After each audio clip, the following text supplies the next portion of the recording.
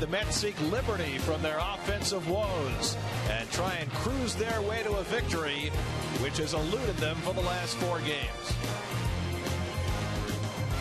At Citi Field in New York, the New York Mets play the Los Angeles Dodgers. This Mets game on SNY is presented in HD by IOTV. Get the best in HD free with IOTV.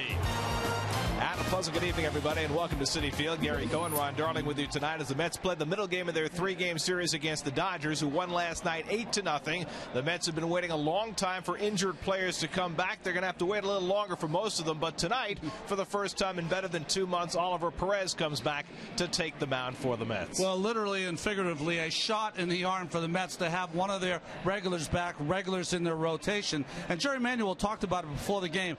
Oliver Perez is one of those guys, when he's on and his arm is live, he can be dominant, and they need him to be dominant now down the stretch, or at least to the All-Star break. And certainly the Mets need good starting pitching every day because of their offensive problems. The Mets have now gone 22 straight innings without a run, 3 straight games without an extra base hit. First time that's happened since 1992, and nobody's epitomized those woes more than the best player in their lineup, David Wright. We know David last year at 0 for 19, but he's 0 for 16 right now, and really seems to be in between. And Jerry Manuel talked about it before the game. He is expanding the strike zone with the pitcher, and as he expands that strike zone, he's starting to swing now at bad pitches, and he's going to have to get to the point where he's taking some bases on balls and not trying to do all this offense all by himself. Well, Wright and the Mets will be going up against Hiroki Kuroda, who's been back from the disabled list for a little more than a month for the Los Angeles Dodgers. He was special for them in the postseason last year. He really was. He had a strong year last year for them, through a couple of shutouts last season, and all 3 of his wins this year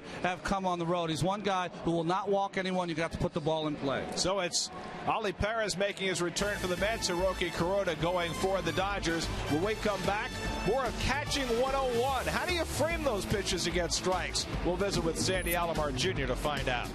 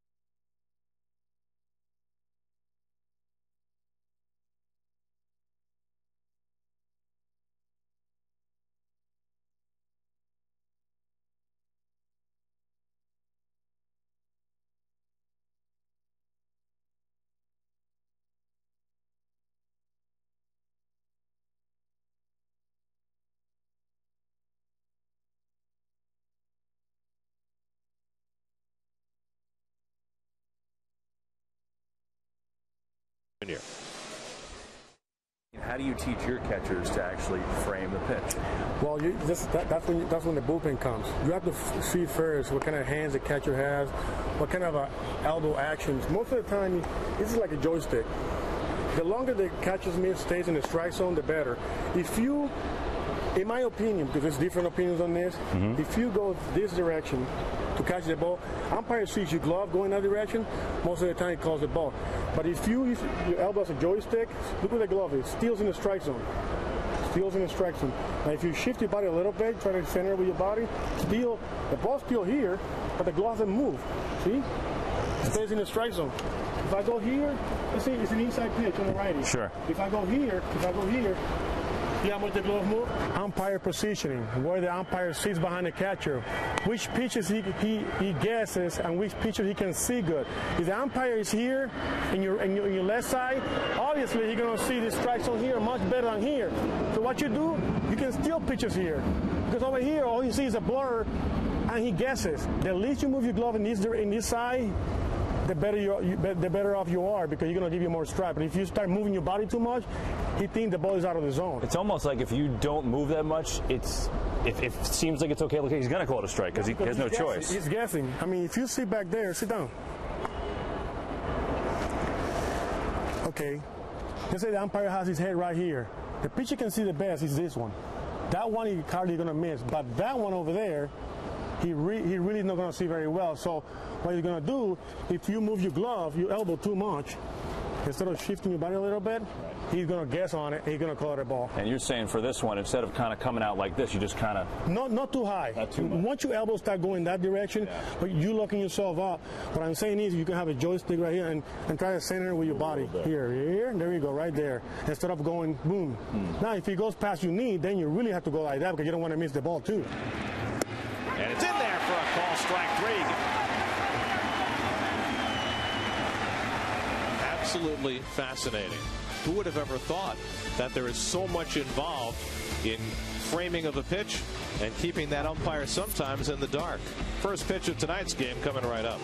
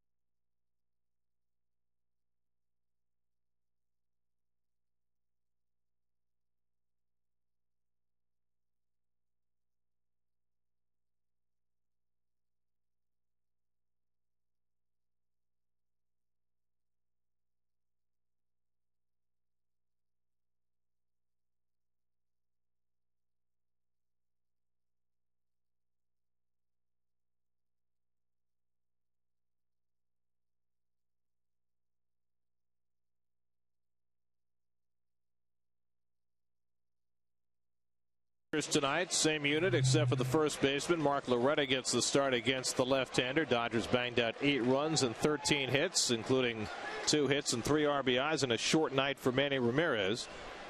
As Oliver Perez gets set to throw his first big league pitch since the 2nd of May.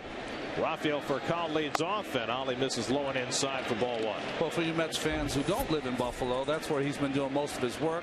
He was 1-3 with a 3.12 ERA. Good ERA, 18 Ks in 17 innings in Buffalo. His last start for the Buffalo Bisons, he walked 4 in 5 innings, gave up 3 runs and 5 hits. But the word was that he had good life on his pitches. And he falls behind for Furcal 3-0. The last time we saw Ollie, it was in Philadelphia on May the 2nd, 67 days ago, and he walked 6 batters in 2 1/3 innings. And that's what finally sent him to the disabled list and ultimately out for 2 months as he walks Furcal on 4 pitches to start the night. Well, defensively for the Mets, the Lexus defense. Reed, this is his 9th start in center field, flanked by Church and Sheffield. Wright, his 82nd start at third. Murph's 28th at first base. Corin Castillo up the middle. And Schneider, of course, is 3 for 8, throwing out would-be base stealers in his 24th start.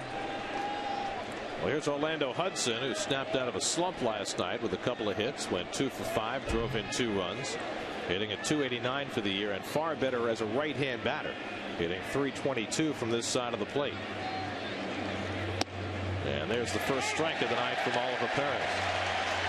Manny Ramirez on deck for the Dodgers, who are now 23 games over 500 and leading the National League West by 7 games over the Giants.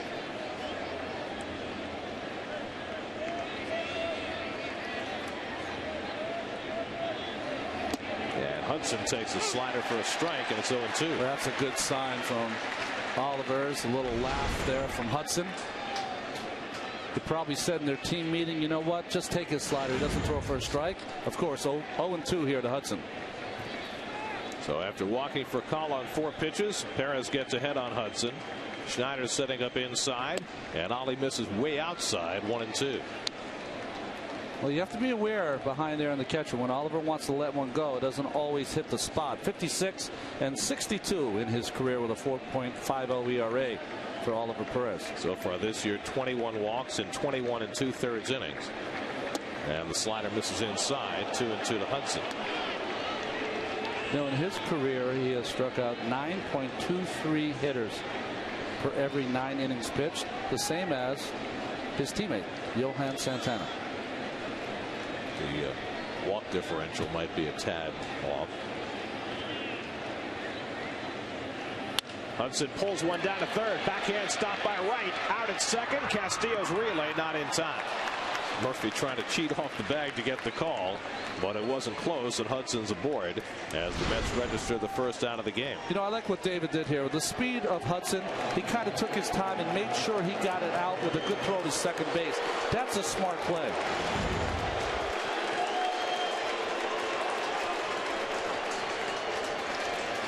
So 1 out and 1 on for Manny Ramirez. Manny last night played his 3rd game since coming back from a 50-game suspension for performance-enhancing drug use.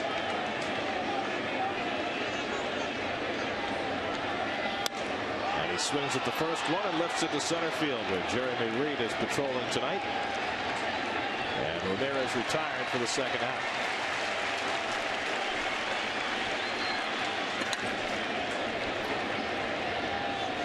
So Manny is set down in his first at bat. And now Casey Blake will come to the plate with 2 out and a runner at first.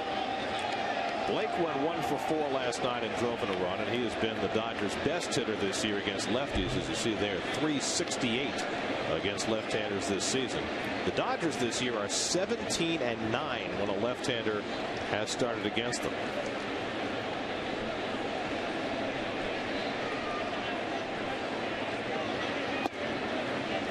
Blake takes the slider for ball 1.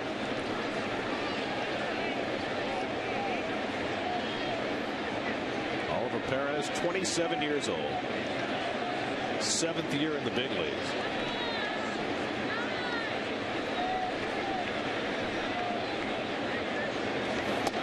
And he And sometimes you look at Ollie and you think it's almost like he's a rookie.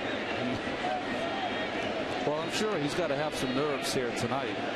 You know, no one wants to sign a big contract, have a tough spring training, get off to a rough start, sent to the minor leagues.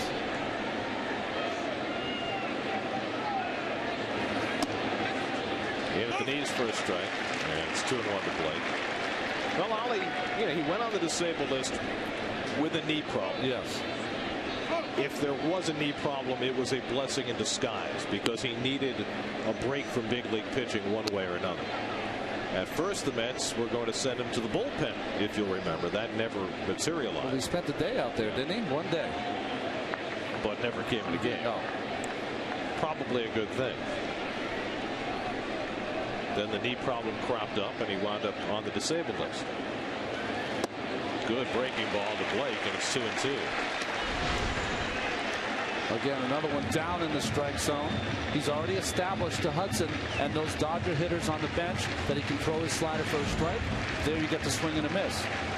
And you watch the sliders in the first inning, you understand why there's every chance on any given night that Ollie could have a great game.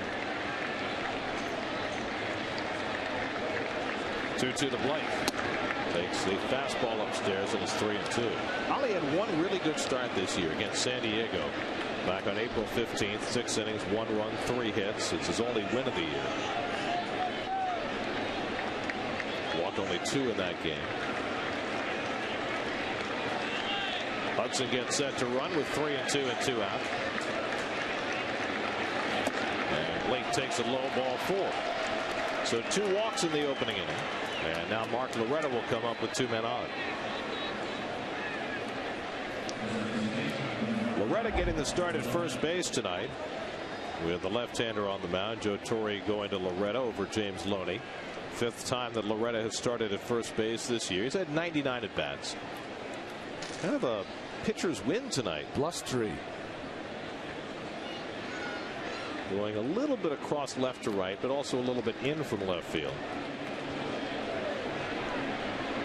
And Loretta attacks the first pitch fastball, 0-1.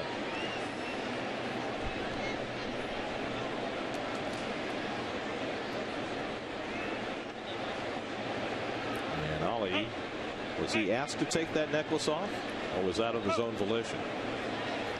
We don't know what happened because he took it off, gave it to Schneider. Schneider's going to give it to Wally Bell. Wally Bell's going to give it to the Bat Boy. Bat Boy's going to give it to who?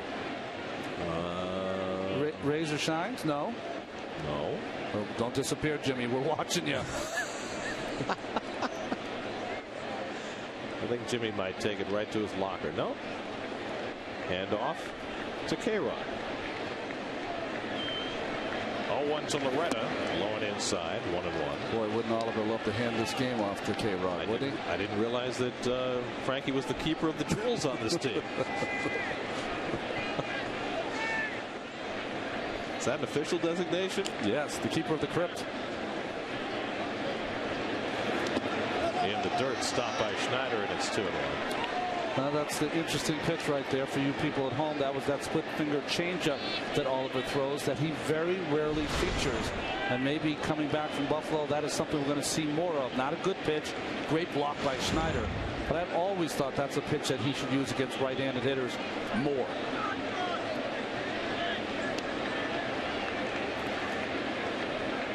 Two and 1 to Loretta. Slider for a strike. Have you ever seen Ollie have enough command of that split, though, to be an effective pitch? One game. A game in Atlanta, I'll never forget it. His first season with the Mets, and the Braves hit into 2 double plays that day. Oliver, of course, more of a fly ball pitcher. And I said, boy, he's turned a corner if he uses that more, but just never, ever got comfortable with it.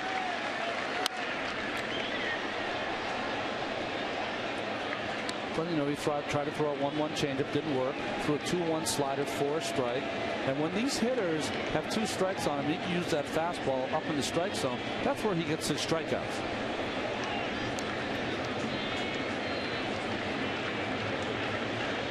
Two and 2 to Loretta with 2 out and 2 on.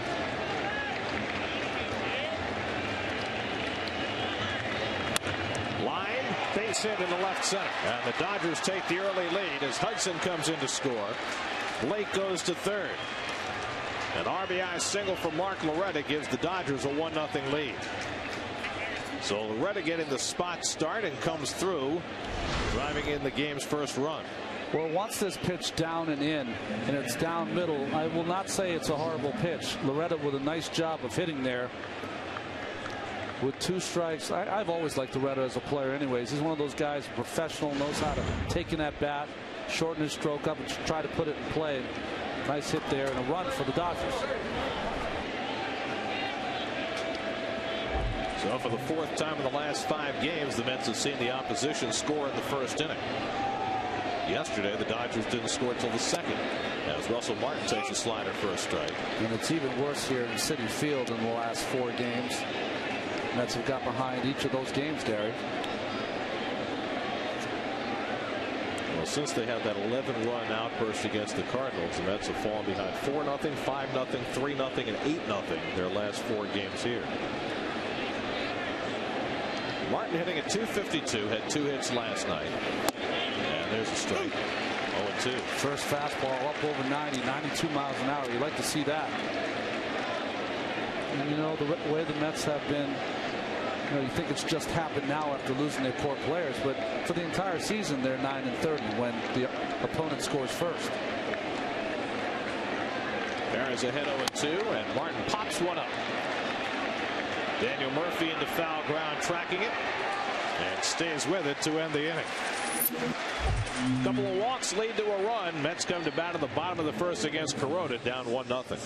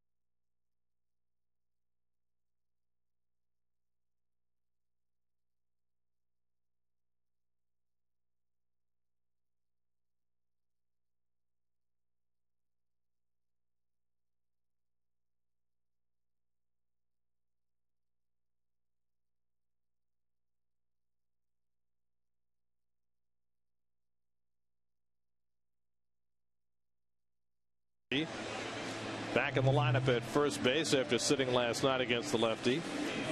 Gary Sheffield plays left field tonight with Jeremy Reed getting the start in center and Ryan Church moving over to right. Brian Schneider in the lineup behind the plate, facing the 33-year-old right-hander Hiroki Kuroda. Well, Kuroda had an interesting year last year, a couple of shutouts, 9-10 in his first season in the major leagues. Of course, was a star in the Central League in Japan, 103 wins. He was an MVP, he was an All-Star, Cy Young, Gold Glove. As we look at the Dodgers defense behind him, Russell Martin with a 2007 Gold Glove, of course. Kemp with 9 outfield assists in the outfield and center field. Of course, one of them, Castillo, in last night's game. Blake for Kyle Hudson, and Loretta, of course, at first base. And Russell Martin so far this year, 14 for 53 throwing out would-be base stealers. That's only 26%. 1 pass ball and 1 pickoff. Alex Cora, a former Dodger, leads things off. Cora 1 for 4 last night. Mets only had 4 hits in last night's game against Clayton Kershaw in the Dodger bullpen. Cora hitting at .259.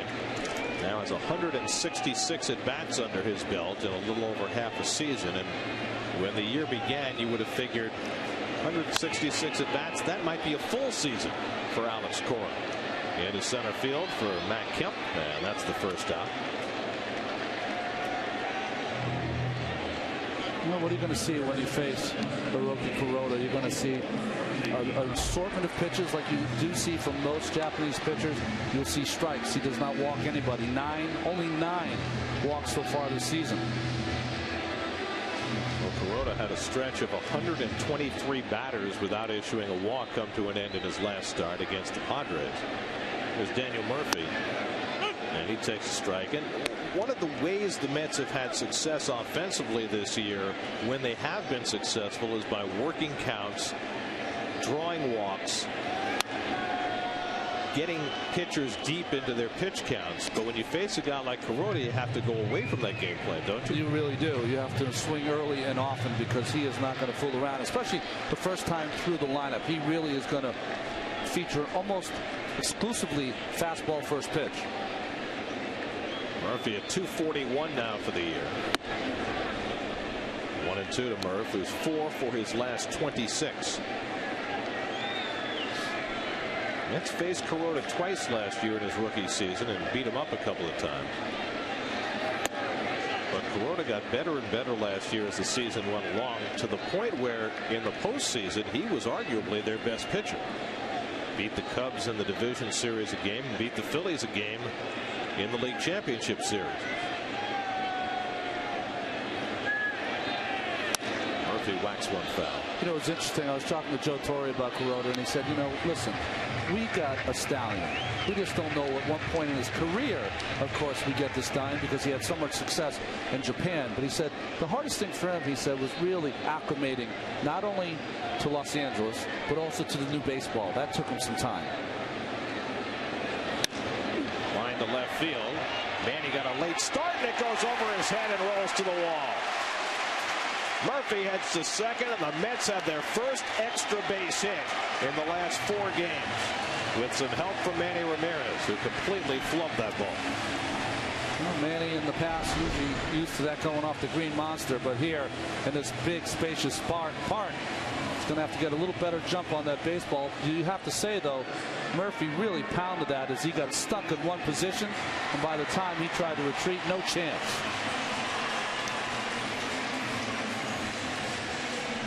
Well, the Mets' last extra base hit had been in the 7th inning on Friday by Brian Schneider. Last time the Mets went 3 straight games without an extra base hit was 1992. So they've snapped that streak with the Murphy double. Now David Wright will try and get him in with the tying run. David trying to fight out of an 0 for 16 streak right now. We'll watch Kuroda, as you can see this little rock as he tries to get in position, just like Oliver Perez. A couple of different kicks with that front foot.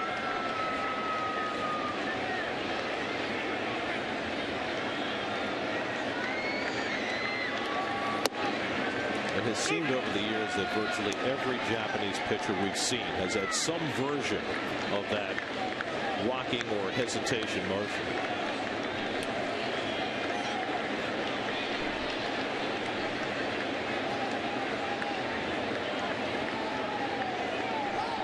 Pickoff try.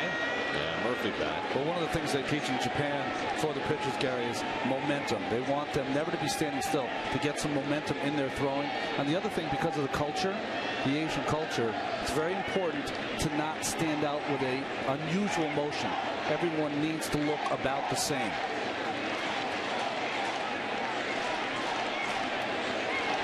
And of course, the irony is they come over here and they look different. That's right. Of course. But they all have a little bit of a rock, the Asian pitchers. They also have a delay at the top of their motion, and then they'll proceed to the plate. Defensively against David, the center fielder Kemp shaded to the right part of second base, and Hudson holding the runner on. Wright fouls one straight down. 94 on the fastball from Kuroda. Now, I would say for this homestand here, with David in the 0 for 16, this would be a great time for an RBI single, wouldn't it? Just to, you know, to take a breath, to relax. Not to squeeze that bat handle so hard, because Jerry Manuel was talking about it before. It's just that, you know, at some point when you're left out there by yourself, 3 other core players gone, you sometimes try to do too much, Gary.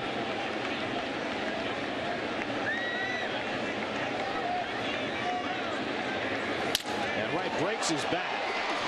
For call, throws out right. The barrel of the bat went into the stands.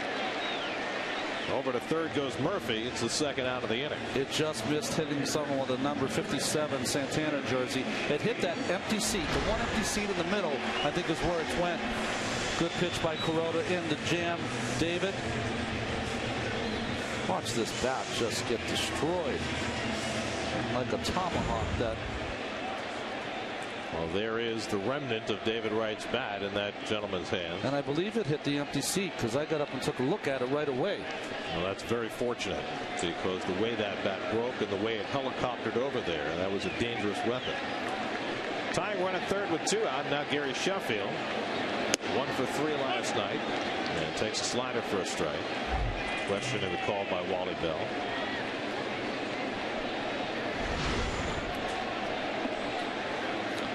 Well, Gary, seeing this pitch on the outside part, asked Wally Bell, where's that pitch? He said it was a strike last night, too. Well, it was for Manny Ramirez. But that goes back to what Sandy Alomar Jr. was talking about in that segment. The umpire looking over the catcher's left shoulder, that ball on the right side of the plate, where he kind of sort of has to guess on it.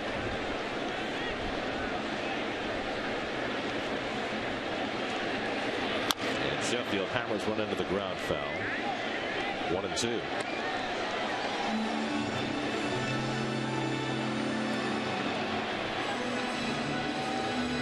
Played up by Wally Bell. 16 seasons, 2006 World Series.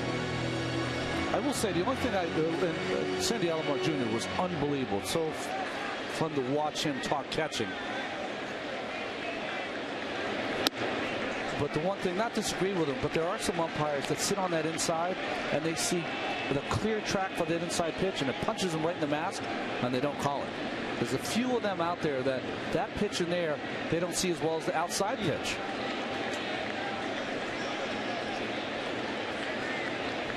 Two and 2 to Sheffield. And that's on the outside corner. Strike 3 called. Same pitch, same location. And that one's a strike 2. Sheffield called out. Murphy stranded at third. And after 1, the Mets are down 1-0.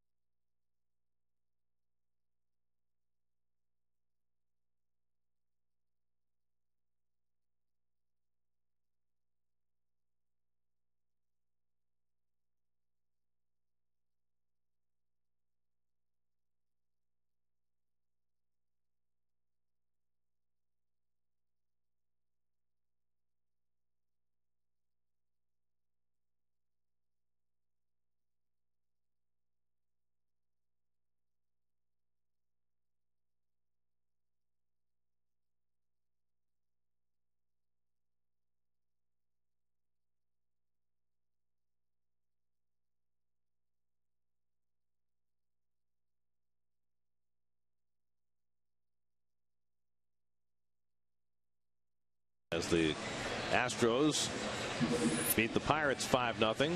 Braves behind Kenshin Kawakami 6 strong innings down the Cubs 4-1. And Chris Volstad, his first career complete game, a 5-hitter as the Marlins beat the Giants 7-0. You also got to include Arizona that won their 5th straight. Felipe Lopez with a 3-run home run in the 8th as we see Mr. Trump and Melania. Andre Ethier leads off the top of the 2nd. Ethier 1 for 3 last night. I mentioned the Diamondbacks winning. That's 5 straight since Mark Reynolds called out his teammates, accused them of lacking desire. That's thin ice right there. And this, we're talking about a guy who strikes out a couple hundred times a year. But you know what? He plays hard. He plays the game right. You ever watch Mark Reynolds? He's always that guy that's getting dirty, taking double plays out. He plays hard. Just doesn't always make contact. Another one of those third basemen from Virginia. There you go. They're taking over the league.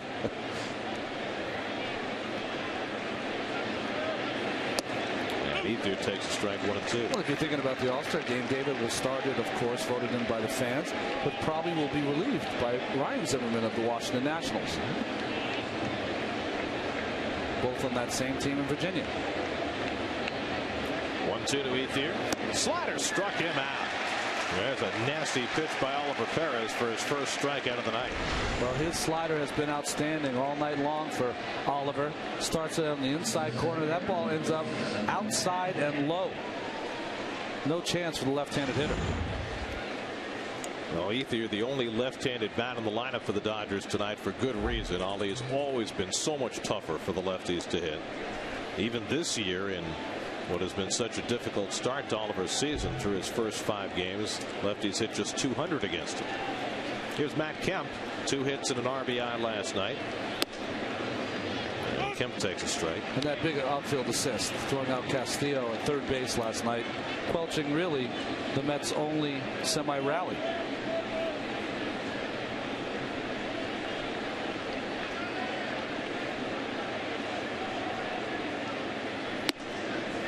One and 1 to Kemp. Boy, that bow by Perez to the plate and to Schneider is really pronounced now, isn't it?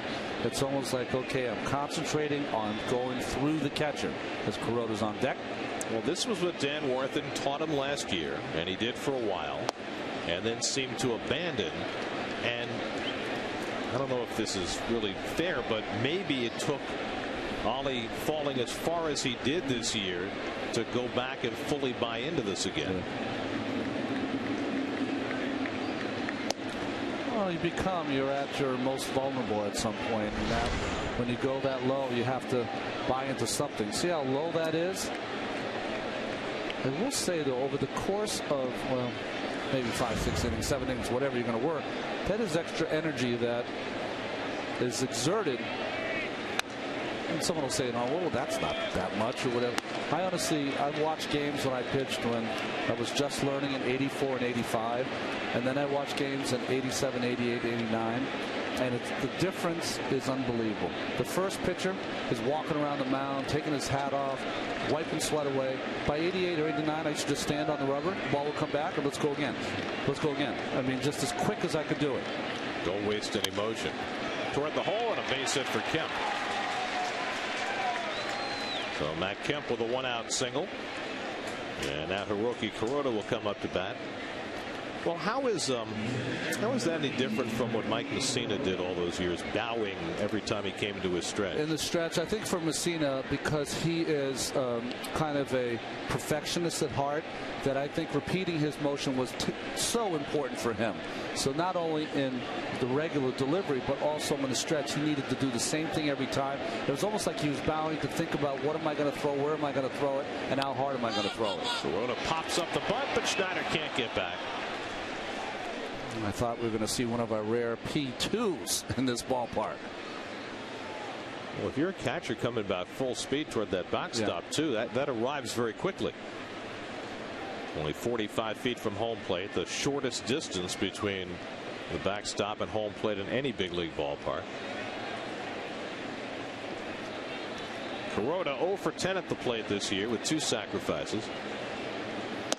Kuroda made his opening day start for the Dodgers this year and hurt his oblique and then was out for 2 months.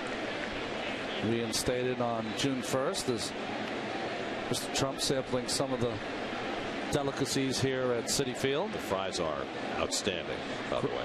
They're outstanding? Outstanding. I haven't had one yet. Some of the best fries you will ever eat. You know, Kuroda comes from a baseball family. His father, Kazuhiro Kuroda, was a player for the Nankai Hawks.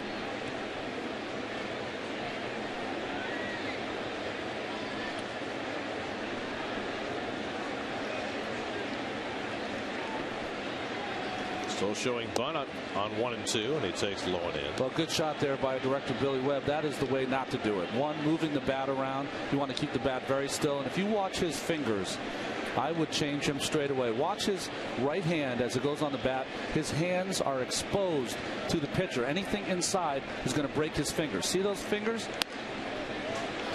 Ollie barehands it, turns down the play at second, and settles for the shore out. Thought about second base. See his fingers wrapped around that bat. If that ball comes up and in, those balls, I saw David Cohn, that happened to him against Atlee Hammaker in 1987 in Candlestick. See these fingers right there? It just would break your fingers. So you want to get and pinch it behind that label. But he got the job done. And nice job by Ollie there. That was a very smart play not to try that play at second base off balance. Get the sure out at first. Now Rafael Furcal, who walked on 4 pitches leading off the ball game.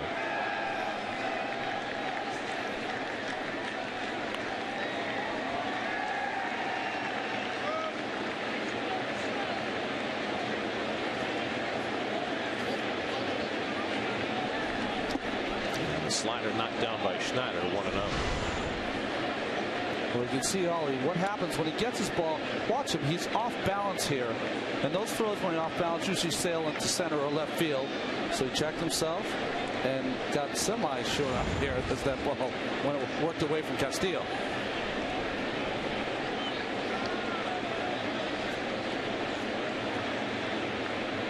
You know, there's 2 schools of thought, Gary, on bunts as a pitcher, not as the bunter. Is that you throw it down the middle and field your position and try to be aggressive and get it out, or you try to use this as a time to strike out the opposing pitcher. I was of the first school.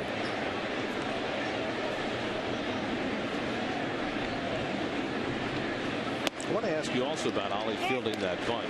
Is there any danger when you are on the same staff as a Livan Hernandez and a Johan Santana and watch the kinds of plays that they are able to make with their athletic ability on bunts, that maybe you try and do too much? I think so. I think the thing about Ollie, though, is that he has a quick move there, but he didn't break down low enough to be in a position to make the throw. And I think you're right, but sometimes they will push the envelope for other pitchers.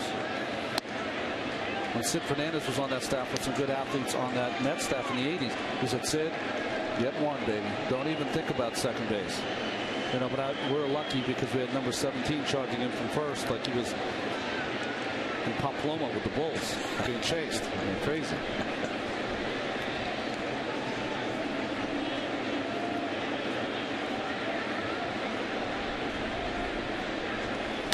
Furcal hits it to right, chasing Church back, and he gets there to make the grab and end the inning. So Oliver Perez works his way through the second.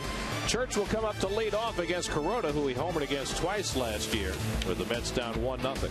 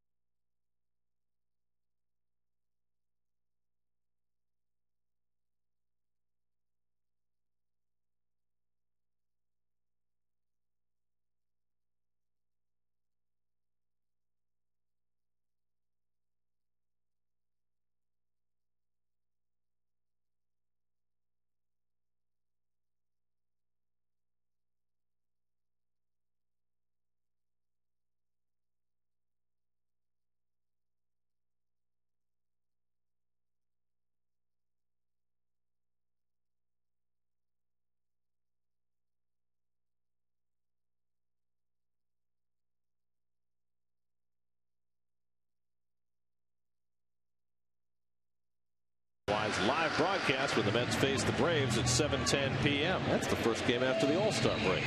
Get your tickets at Mets.com/movies today. Is it a rule that everybody on the subway has to have an iPod? They all have iPods now.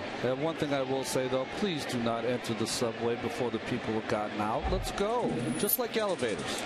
See, people have problems with elevators, too. The general breakdown of our society. Right. Here's Church to lead off the home second, and he takes ball one from Kuroda. We mentioned Kuroda started twice against the Mets last year, and Church homered in each one of those games.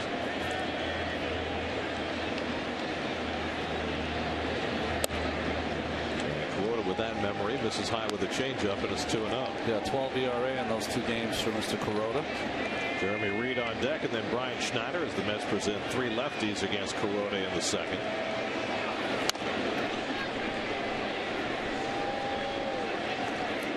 Church, after his very strong start to the road trip in Milwaukee and Pittsburgh, has now gone 0 for his last 11.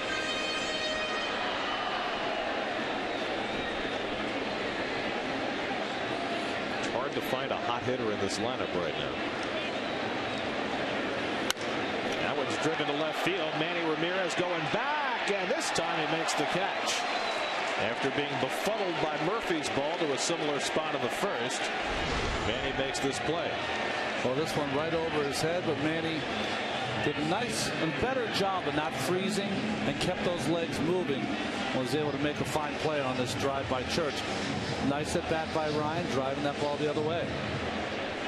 Well, you know, this time he was able to go back in that direction where he was situated, whereas before it looked like because the ball was over his right shoulder, he didn't have a reaction for it. And I think also he plays very, very deep in left field. So I think he is playing a position where a line drive should not go over his head. Reed toward the gap in left center, and this one will go to the wall. Jeremy Reed into second base with a one-out double. So the Mets are hitting some balls hard against Hiroki Kuroda. Reed's fourth double of the year.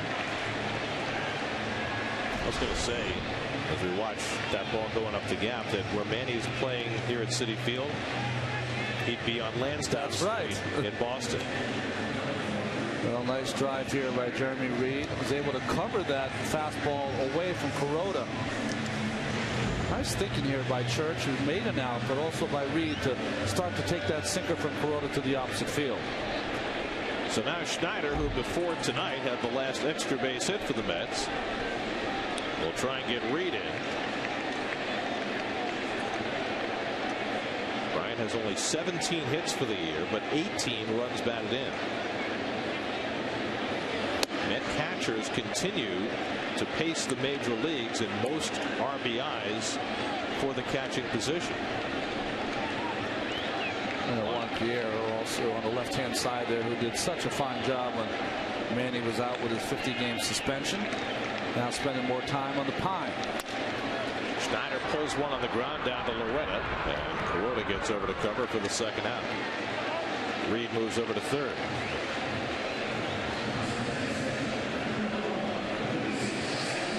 So now 2 out, and Luis Castillo comes to bat. Louis with 3 hits in the last 2 games. At 275 on the year.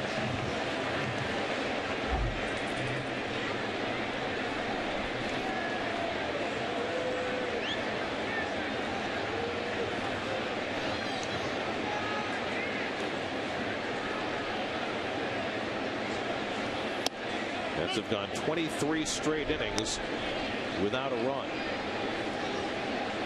Shutout last night, shutout Sunday.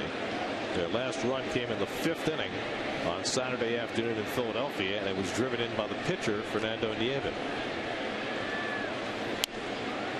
0-2 now to Castillo. The last time a Met position player drove in a run, that same double by Brian Schneider on Friday night in Philadelphia.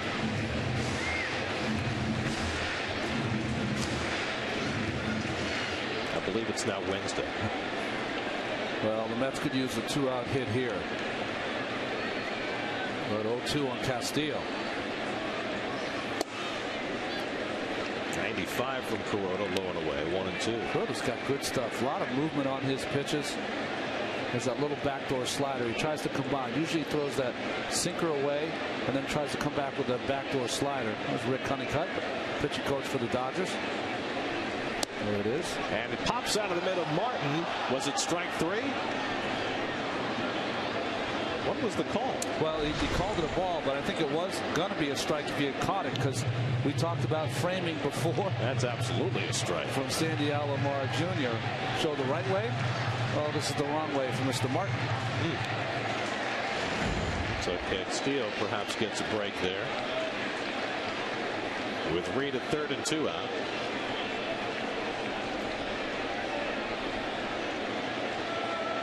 Two and 2 to Louis.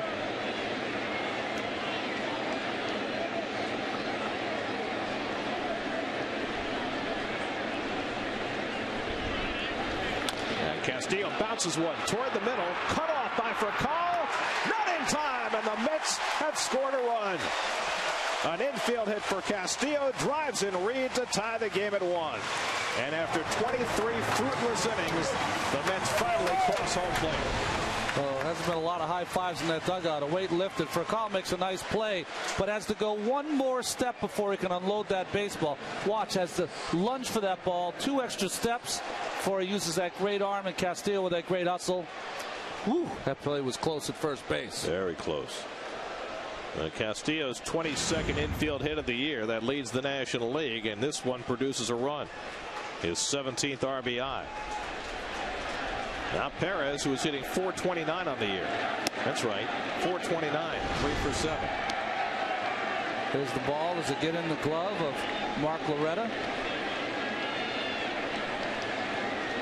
I think that is about as bang bang as you can get at first base.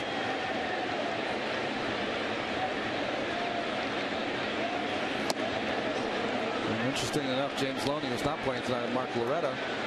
Loney, of course, 6'4", 6'5", would have had that little extra reach on that play by Furcal. Jerry will take it.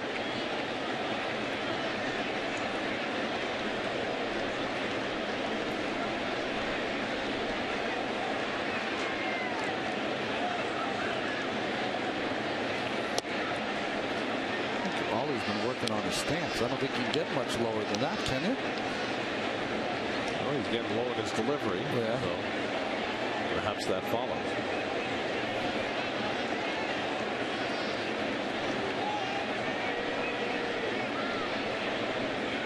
Worked for Ricky Henderson.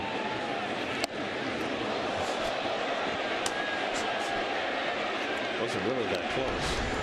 Well, the problem, he gets all coiled up there, but when the ball's inside, he can't get uncoiled.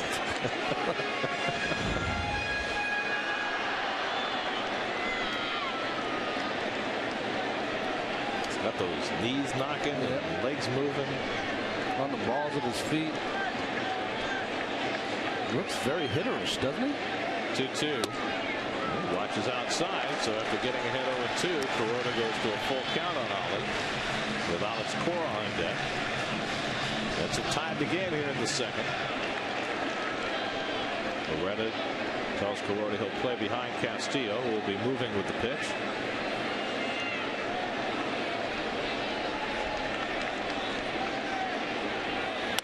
And Ollie pops one up.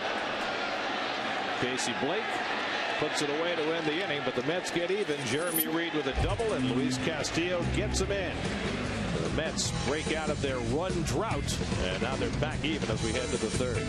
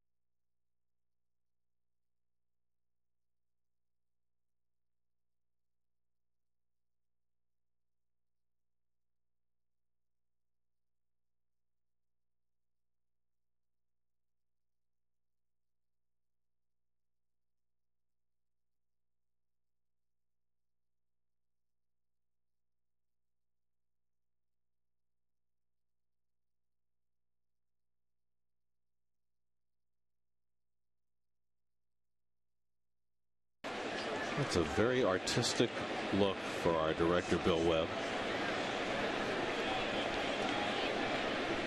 That's his submission to the Tribeca Film Festival. There you go. Very nice.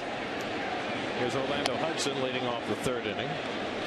Hudson reached on a fielder's choice and scored the Dodgers run in the first inning. It'll be Hudson, then Manny Ramirez and Casey Blake for the Dodgers in the third. Against Oliver Perez in his first start since the 2nd of May. Good fastball, and it's 1-1 to Hudson.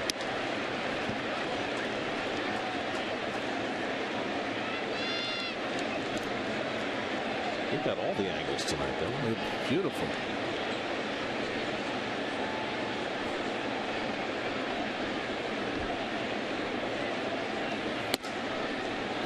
Two and one.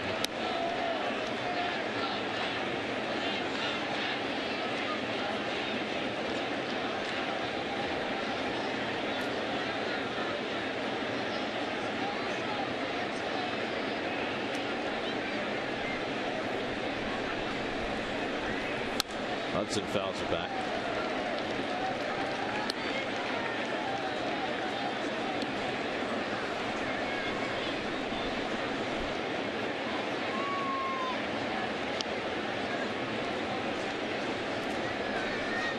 Yeah, we got Schneider here. I like this. My favorite part, watching him work. Oliver Perez, slider down and in, shaking off, slider away, back door, no, shaking off again. Perez wants the fastball inside. On the inside corner, strike 3 call.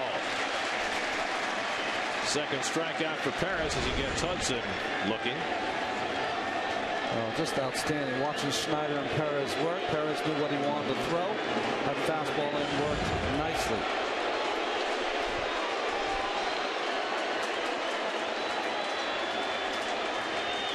I don't know about you, Gary. More boost tonight. I was just about to say a somewhat more vociferous reaction from Manny this at bat than we've seen prior. Ramirez flying to center his first time up. Here's your Bigelow other side of the diamond quote from Joe Torre. He said, "I think baseball right now is tainted and we need to get that trust back." I think that he's got a point.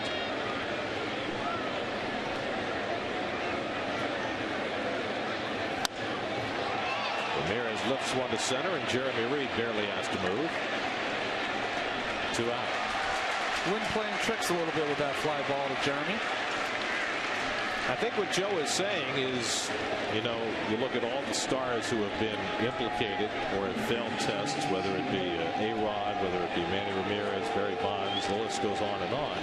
With all that, there's simply an assumption on the part of anybody, and it's a natural assumption, that everybody who's been involved in the game in the last 15, 20 years was using performance-enhancing drugs. And that's a shame for the guys who weren't.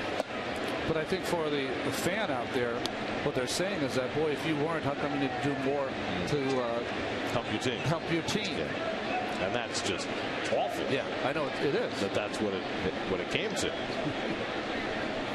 But I think that, you know, we've talked about this before, because there were so many people using, because there was nothing done about that, that forced more people to use than would have otherwise. If baseball had had the good sense to nip this in the bud in the late 80s and early 90s, and guys would have been able to stay clean and still compete. Well, you know, no one likes to hear this, but you know, at some point it was a negotiable too. So, you know, I mean, that just is awful for the game. Mark Loretta on deck.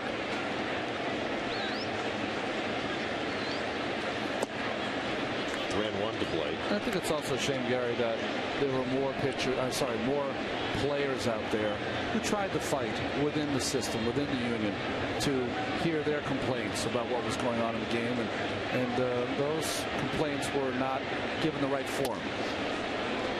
Ball 4, and Blake is on with a 2-out walk. Well, and that's something, you know, we've heard a little about, but not a lot, to know just how many players did speak up and said, hey, I'm getting cheated because those guys are cheating. They're taking money out of my pocket. Well, think about it this way, to make me more complicit than anyone else. I played on those Oakland A's teams in the early 90s, and they are for some people, ground zero for some of this steroids. Of course, with Jose Canseco on that team. So at some point, I'm pitching in a game, and I know I've never done steroids, but who can believe me? No one can believe me, because I played on those teams and benefited at times from a home run here or two, right? Perhaps. Or perhaps you were playing against somebody. That was the reason. That's why I was so bad at the end. Thank you, Gary. Boy, sleep well tonight. 2-0 to Loretta, who singled in the Dodger run in the first. And Castillo comes in to talk to Perez. This is a little different look. Second time tonight that Louis has come in to try and lend some encouragement. Came in after that 4-pitch walk that started the game as well.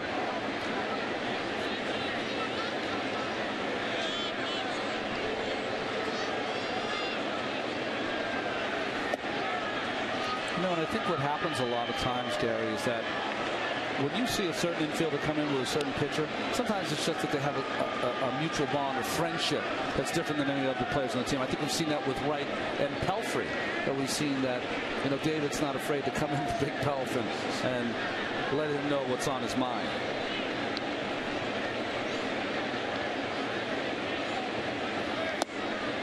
So back-to-back 2-out walks issued by Oliver Perez.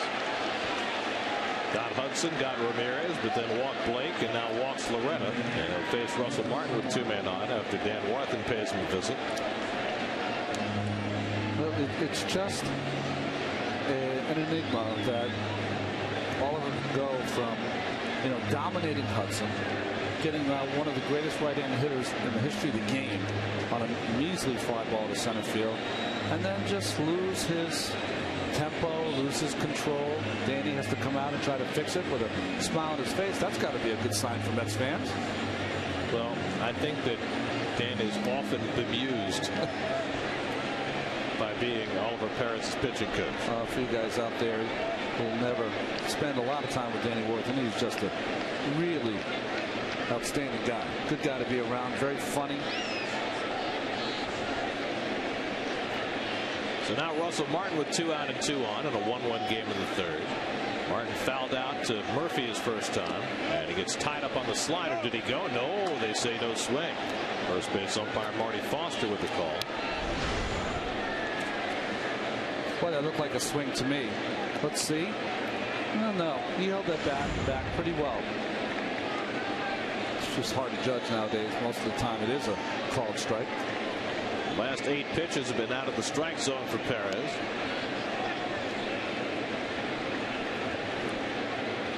And Martin dribbles one foul.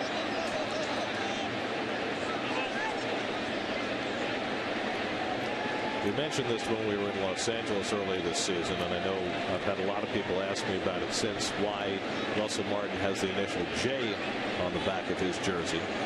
It is to honor his mom, his last name or maiden name, Jin Son. And that's why Russell has the J on his jersey.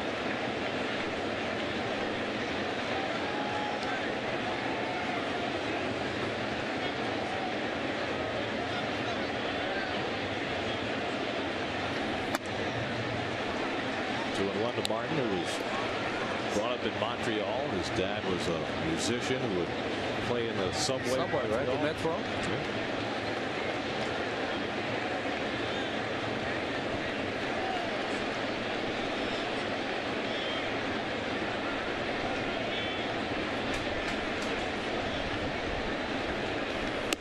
And Ollie behind again now, 3-1 to Martin. Just overthrowing a little bit is Oliver right now. You know, we saw him early in the game pitching as Dan Warthen gets on the phone. The Mets are not going to let this game get too far out of hand if control eludes Mr. Perez. The Mets are now carrying 13 pitchers. When they activated Ollie today, they sent out Argenis Reyes, so they've got extra bullpen help. Now the 3-1, and that misses badly for ball 4, and the bases are loaded on 3 consecutive 2-out walks. Now Tim Redding, who made his first relief outing yesterday and pitched 2 innings, gets back up again in long relief tonight. Well, now the lone left-hand hitter in the lineup, Andre Ethier, will come up. And Ali dominated him first time up, and now he faces Ethier with the bases loaded. Depending on Tim Redding and how quickly he can get ready, this possibly could be the last batter for Oliver if he does not retire Ethier. That would be an awfully short leash. And Ethier takes a slider down for ball one. It's a short leash, Gary. I agree with you, but reticence to throw strikes in the strike zone is one of Jerry Manuel's pet peeves, and I don't think he's going to go with it a long time with an offense that is challenged right now.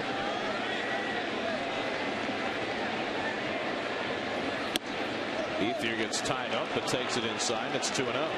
So are you saying that if the Mets had a 4-game winning streak going right now instead of a 4-game losing streak, they'd have more patience with Ali in this game? I think they would. I think they would. I think they're fighting tooth and nail any way they can to try to eke out a win right now with the group they have. Behind 2-0 on Ethier, Perez throws a strike and gets the roar of approval from the Citi Field crowd. And if you're Oliver out there, just think to yourself, okay, that was perfect strike right on the outside corner.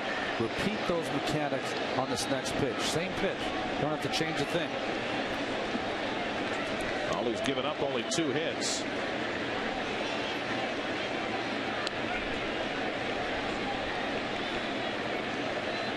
Now on 2-1, Ethier fouls one away.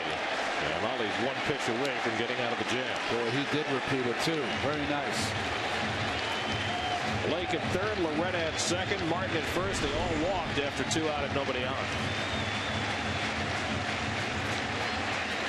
Down and away, no chance for Ethier. See that unusual swing at that fastball down.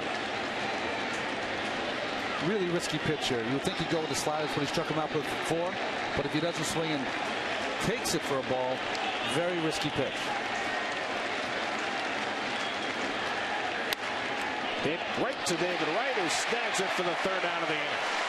So he came with the fastball and got Ethier on the soft line drive to work around the 3 walks and get through the inning without a run scoring. Mets will have the top of the batting order coming up in the bottom of the 3rd. Still a 1-1 game.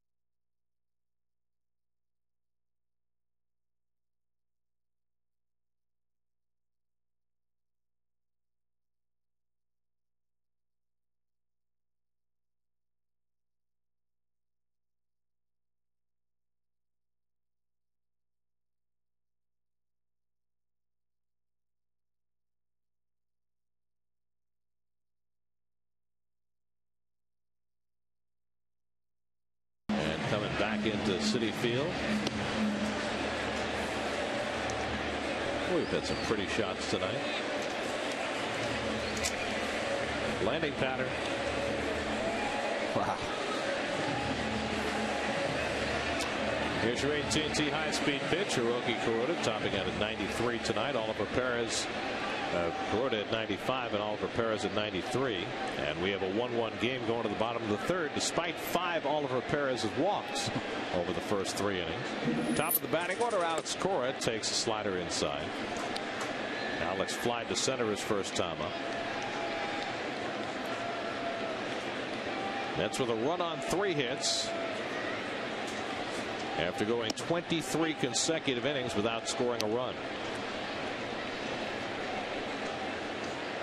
The Reds got 2 in the top of the 4th and lead the Phillies 2-0. The Marlins and Braves have already won today. 3 teams ahead of the Mets in the standings in the National League East. Phillies began the day 2 games up on the Marlins, 4 on the Braves, and 4.5 over the Mets. Cora bounces one down to first for Loretta, 1 out. Who's got the start for the Fighting Phils tonight? Is that the Met killer Rodrigo Lopez? I believe you're right. Against Homer Bailey, who is trying to stick in the big leagues this time with the Reds. Reds will be here over the weekend for the last 3 games before the All-Star break.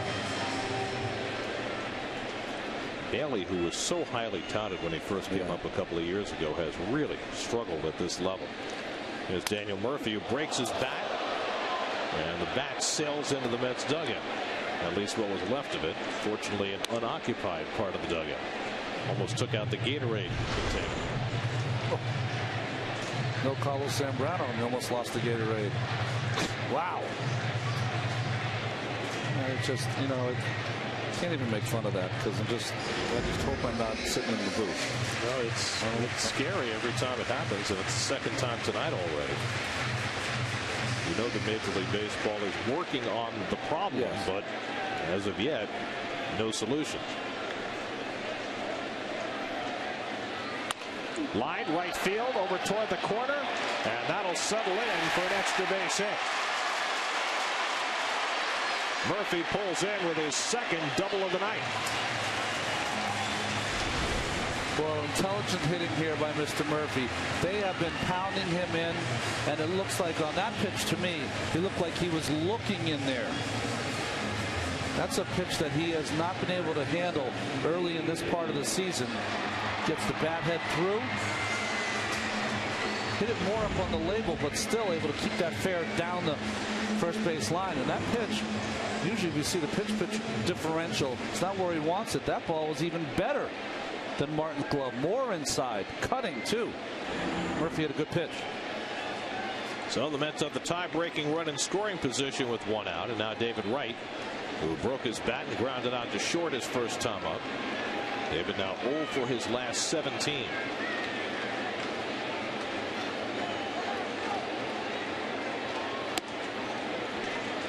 Ball 1 to right. Let's check in with Kevin Burkhardt. Kevin? Interesting, guys, listening to you, watching that replay, as Murphy told me a few days ago that he's finally stopped trying to take that pitch the other way. He's being aggressive and trying to pull it, maybe for the first time in his life. Good results there. David bounces one toward the hole, base hit. Here comes Murphy around third. Ramirez with a throw to the plate. Way off the mark. David Wright breaks out of his slump, drives in Murphy with the go-ahead run, and it's 2-1 New York.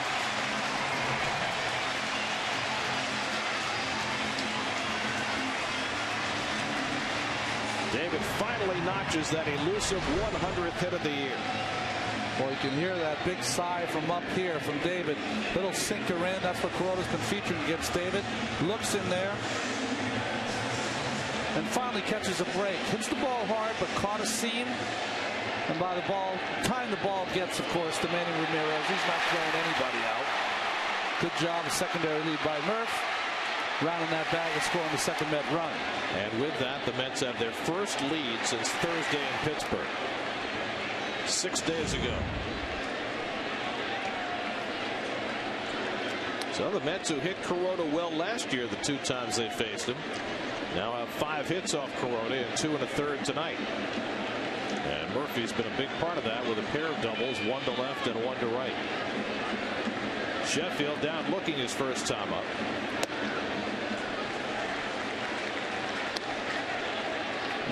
Sheffield struck out in that first inning on 2 sliders away from Kuroda. He seems to have lost that pitch here in this inning.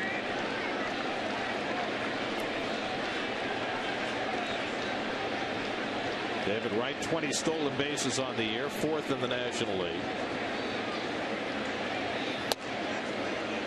He hasn't had many stolen base opportunities lately. Hasn't been on base very much.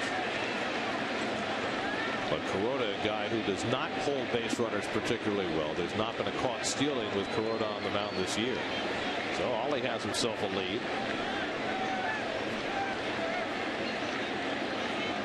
2-0 to Sheffield. And he comes up and in. It's 3-0.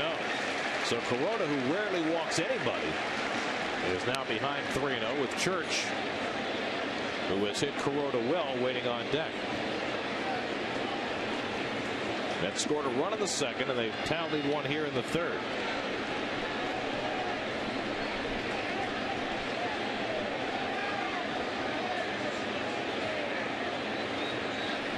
And Sheffield watches low and away, ball 4. So Kuroda issues just his 10th walk of the season in 51 innings. Rick Honeycutt, the Dodger pitching coach, is going to be out. Interesting walk there with 1 out to Sheffield to bring Church to the plate, as you mentioned before, Gary. 2 home runs against Kuroda last season. And hit the ball solidly his first time up tonight, lining out to Ramirez in left field.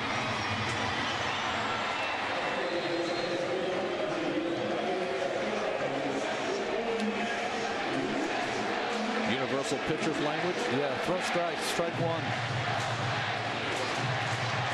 They probably got it down by now. The little pet phrases, of course, for Kuroda to get right his ship. I know Martin speaks French fluently, but that's not going to help. So the Mets looking to add to their lead with Church stepping in with first and second and 1 out. Wright snapped an 0 for 17. Now Church looking to break out of an 0 for 12.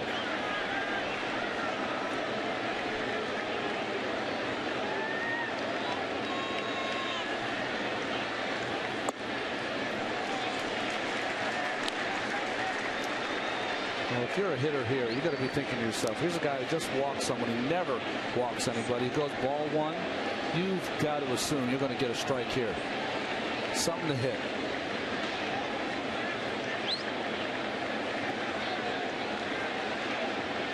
On 1-0, Church takes it for a strike. 93 on the fastball from Kuroda. One thing you notice about Kuroda, and I think that's why the Mets are hitting him so far, as you see Jeremy Reed on deck, you don't see anything soft from him. Everything is hard. His slider, his fastball, no deviation in speed of his pitches.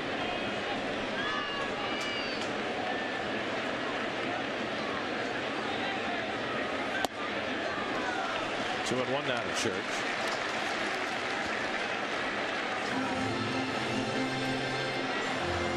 It's my favorite, the cat and mouse game. It's a pitcher. What do you want to throw here? 2-1 to Church, who's taking you deep 2 times last year. Wright's on second base. Sheffield on first. And Church, of course. Hitters count.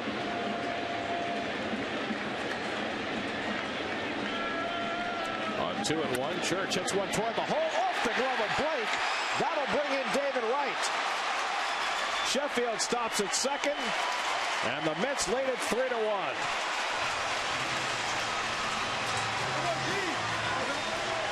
A ball Casey Blake normally handles, but that one trickled off his glove. Oh, this will be an E5 here. This is a play that in the big leagues you have to make. One of those plays that he lifted his glove before the ball got there, went underneath, and good break by David.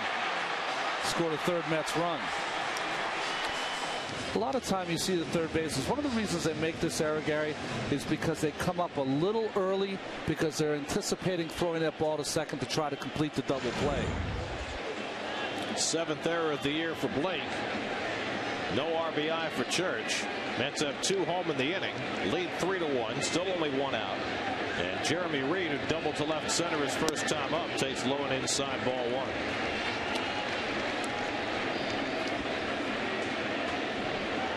The Mets trying to fashion a big inning.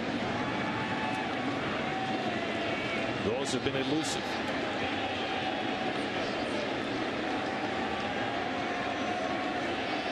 Last time the Mets scored more than 2 runs in an inning was last Thursday in Pittsburgh when they put together a 4-run inning. And what turned out to be a 10-inning win.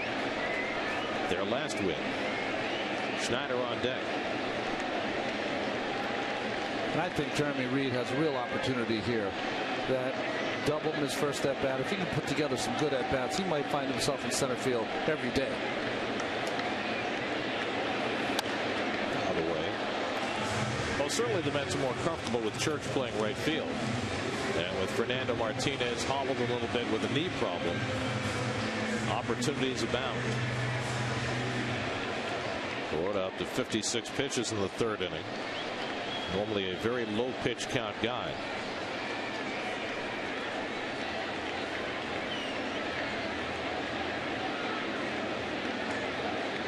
Two and 1 to Jeremy Reed.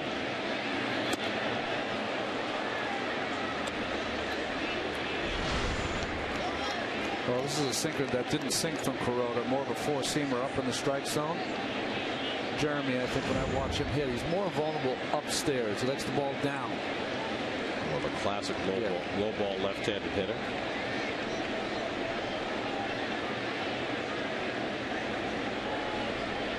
Kuroda and Martin really having a hard time getting in sync.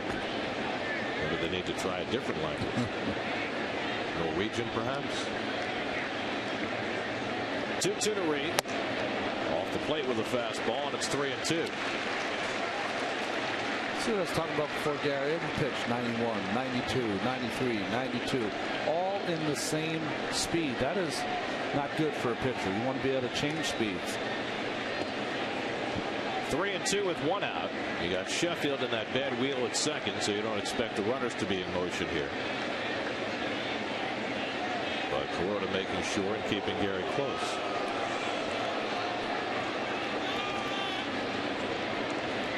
Kuroda has struck out 1 tonight. Given up 3 runs and 5 hits. Reed trying to keep the line moving here in the 3rd.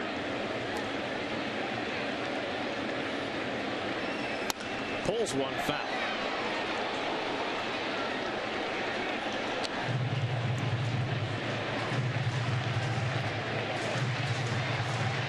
Long time in the dugout for Ollie, but he'll take it.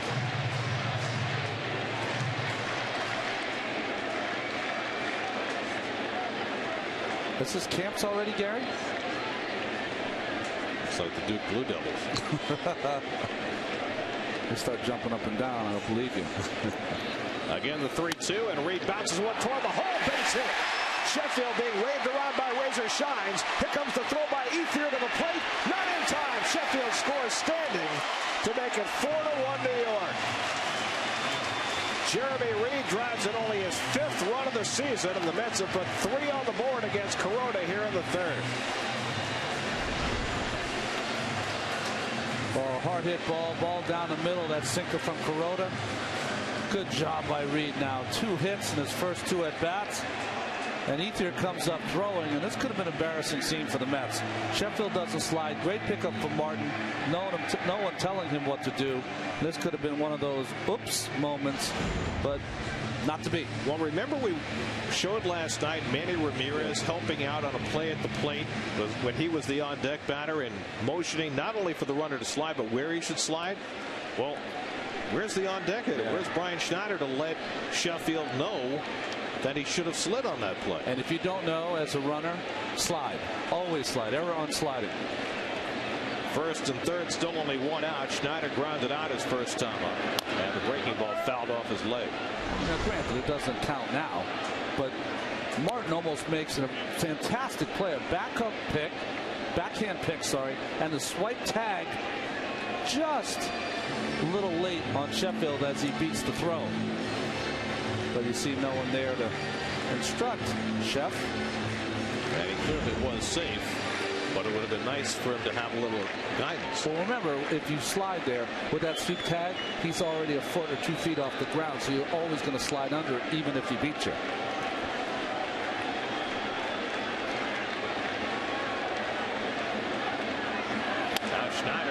one up. Burkall making the call. And that's the second out, and Church has to hold at third, so Schneider can't get that run in from third base. And now there are 2 down in the inning. Luis Castillo trying to get another 2-out hit. Castillo had an infield hit to drive in the first Met run. Mets have put together 3 runs on 3 hits and an error here in the third. RBIs by Wright and Reed, the third run scoring on an error.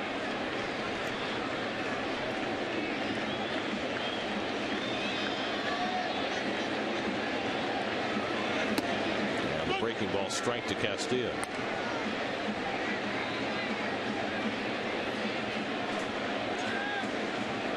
Castillo, the 8th man up in the inning, with Perez now on deck. A badly needed crooked number for the Mets here in the third.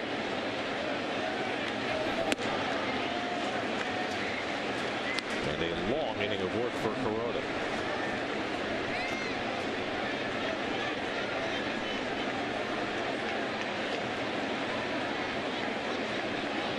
This will be the 28th pitch of the inning upcoming.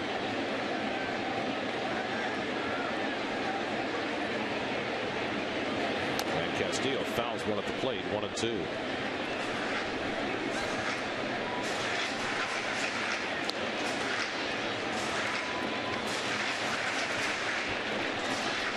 Well, Kuroda's not spending any time checking Reed at first base. Jeremy getting a big lead. Kuroda's delivery to the plate pretty slow. Reed does not have a stolen base this year.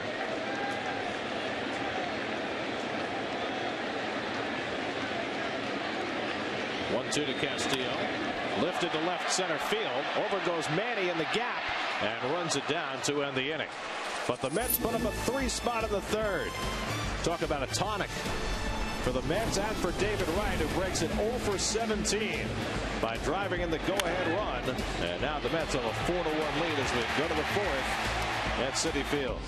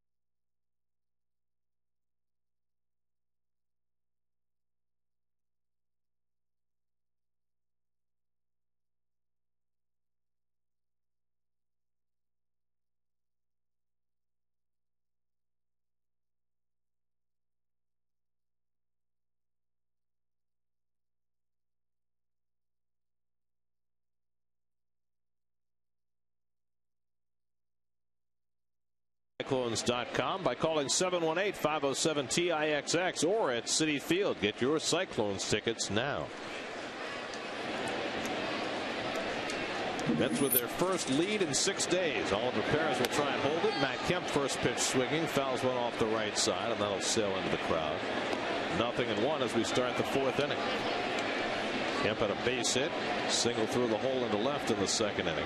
One of only 2 hits against Perez, who has walked 5 in the first 3 innings in his return from the disabled list. And yet works with a 4-1 lead.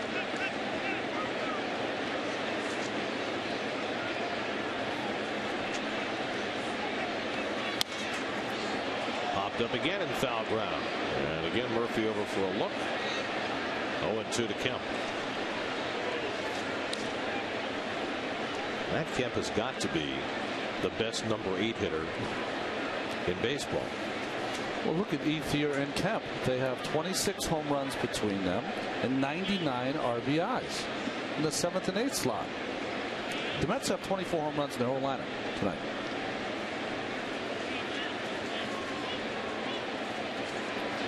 And Kemp bounces the slider foul. Well, it's an embarrassment of riches for the Dodgers right now. The Dodgers lead the National League in batting average and on base percentage, 3rd in the league in runs scored. Maybe the best defense in the National League. Tremendous pitching. That's why they have the best record in baseball.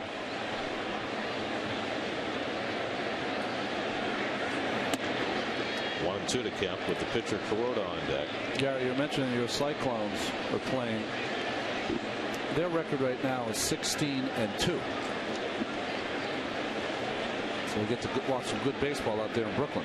So what you're saying is that for all the talk about the struggles at the top of the Mets farm system, for those guys who are 3-4 years away, they're rolling right now.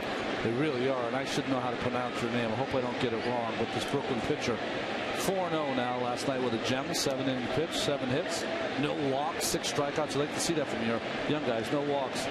Kohun. Let's hope I got it right. I'm trying to give him some airtime. I might have mispronounced his name. I think they'll appreciate it anyway. 3-2 now to Kemp.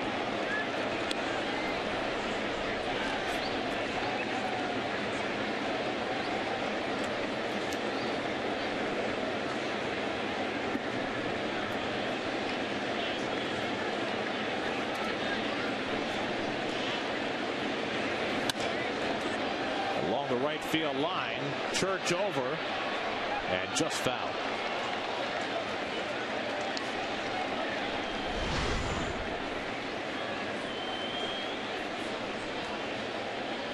Now just about 3 or 4 feet foul there. That number 31 in the inside and that little cutout of the bat usually will tell you the ounces of the bat. Most hitters in the big leagues are around 33 to 35 inches in the length and 30 to 32, 33 ounces in the weight of the bat. And of course, those bats have gotten a lot lighter over the years. Of course. I used a 33-ounce bat. You were a slugger. It's part of the problem, maybe. 8th pitch coming to Kemp. And he reaches forward and pokes it up the middle of base hit. Might have been ball 4, but Kemp gets a hit out of it anyway, and he's 2 for 2. So the Dodgers get the leadoff man on in the 4th with the pitcher Kuroda coming up. Let's check in with Kevin. Guys, had a conversation with J.J. Putz today, and first some news on his situation, which is, I think, pretty good. He's hoping by the All-Star break to begin a throwing program, and I'll get more on that later. But I had a conversation with him about his role and the guys on the disabled list role as clubhouse guys and as leaders, and if that gets taken away as a sacrifice laid down by Kuroda, and Ali goes to first, Kemp advancing. And I asked him, you know, what is your role? What is Carlos Beltran's role? Guys like that, when you're on the disabled list, as far as reacting with the team. And he said, you know what? I honestly feel like we're always in the way. And he said, you know, we're on a little different schedule than everyone else. We do a lot of our work earlier. Everybody then comes in the weight room normally after us. And I almost feel like, even though I'm here, and a lot of the guys are here a lot, that I'm not really here. And I'm just trying to stay out of people's way. And I said, well, it's kind of interesting because he's a vocal guy. He said, look, I still talk to some of the guys and try to offer some advice and some things that I'm seeing, but it's just not the same. And I thought that was kind of fascinating, considering the names that the Mets have on the disabled list, guys. Well, I've always heard that from players, that they just don't feel like they're a part of the team when they're on the disabled list. And I think that was part of the reason why a few years ago the Mets decided to always send the players on the disabled list down to Florida, so that they weren't with the team and, as JJ put it, in the way. When you see JJ around, you see Beltran around and Delgado around, but it is funny because guys that are normally kind of everywhere in the clubhouse, now you don't see them as much, and I think that's by design. But he also said something else that I thought was kind of neat too. Talking about him getting to hopefully a throwing program in the All-Star break. He said, you know what I really want is when the team is in Atlanta, I want to be there throwing a bullpen and have Delgado there taking BP. He said, I think that visual to the rest of the guys, he said, I think could really be a big pick-me-up, guys. Well, I think when I played, I can only talk when I played, it would sometimes become a distraction, those guys on the disabled list. Guys that are playing are front and center, and the rest of the guys kind of get out of the way. But with guys that have so much time and so much great play, like a Putz or Carlos Beltran, I think it's important, especially for Carlos, to be around because he's an everyday player. And I think that he can go up to a guy like Fernando Martinez if he takes an at-bat and say, hey, what were you thinking there on that 2-1 pitch? You can do those little things. Same for J.J. Putz with, Parnell and some young guys in the bullpen. Just if they have questions on how to get ready or what to do, they can go right to J.J. 2-2 for Call. But this game's it's a very mean game. It's cruel. It's cruel. Yeah. And I wonder, it's interesting that you said that because, a lot of the time when a guy's on the disabled list, even if he's a veteran guy, he might be more reticent to get himself involved like that. Don't you think? Yeah, absolutely. Well, because you just, you feel like, why should I be giving advice? I mean, I can't even help the team right now. I think that's not right. I think a guy like Beltran can simply has so much strength in that locker room to help certain players, young players. The veteran guys know what they're doing. Line to the left field, a base hit for Call. Kemp will be waved around. Sheffield hits the cutoff man. It's an RBI single for Call to cut the Met lead to 4-2. Call drives in his 18th run of the year. Well, we were talking about before that leash seemed kind of tight on Oliver in that third. It's going to be even tighter here in the fourth because the Mets have a lead, and if he's not able to hold it, there'll be someone new in here. Hanging slider from Oliver Perez. Second run for the Dodgers. On a night when his slider has been very effective. That time gets beat on it. Now the tying run at the plate with Hudson, who's hit into a fielder's choice and taking a call third strike tonight, 0 for 2.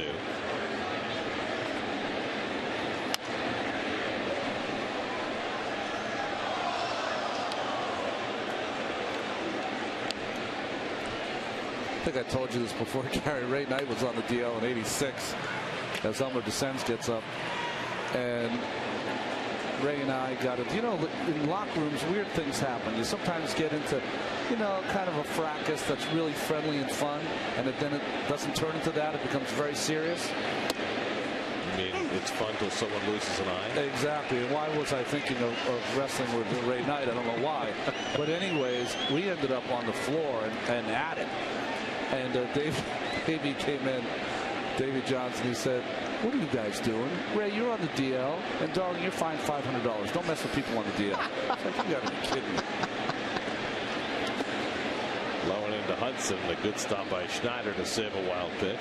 You're probably thinking at home, that seems so childish. It's just, when you spend 8 months with the same teammates and guys all year long, sometimes, you just lose it. You just lose it. Simple as that. It's a kid's game. Sometimes you have to act like kids. That's right.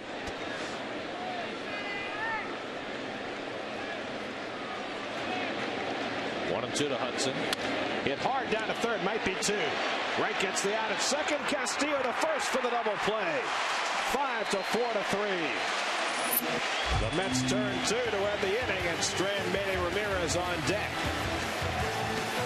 The Dodgers get a run back, but the 5-4-3 saves further trouble.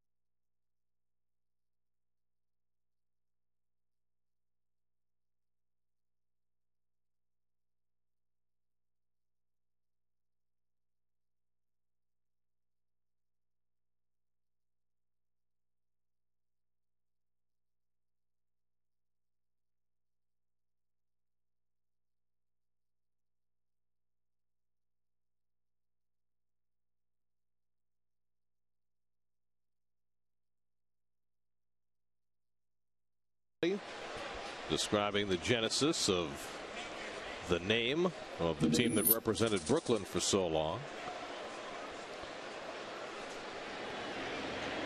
Oliver Perez leads off the home fourth. Of course, Vinny grew up in Manhattan, so that disparaging remark, you know, it hits home. Vinny, of course, is not here with the team. He doesn't travel east of the Rockies now, right? He's earned that after absolutely 50 years, almost 60, sitting in the same chair as the voice of the Dodgers and the greatest voice in the history of baseball broadcasting, and it's not even close. There's a new book on Vinny, written by Kurt Smith, called Pull Up a Chair, an extensive biography of Vin Scully. Ollie bounces one out to Furcal, and that's the first out of the inning. I've gotten about a third of the way through it, and I've learned a lot. What I never knew, I knew that Vin Scully started very young as the broadcaster for the Dodgers. He was the third man in the booth with Red Barber and Connie Desmond. And you know, Red basically brought him in as a project. He said, you know, we've got a 21-year-old kid. We're going to groom him into the next great broadcaster. What I didn't know is that the first couple of years, Red would actually correct Vinny on the air when he made what Red perceived to be a mistake. Because Red was a big-time taskmaster. Yeah.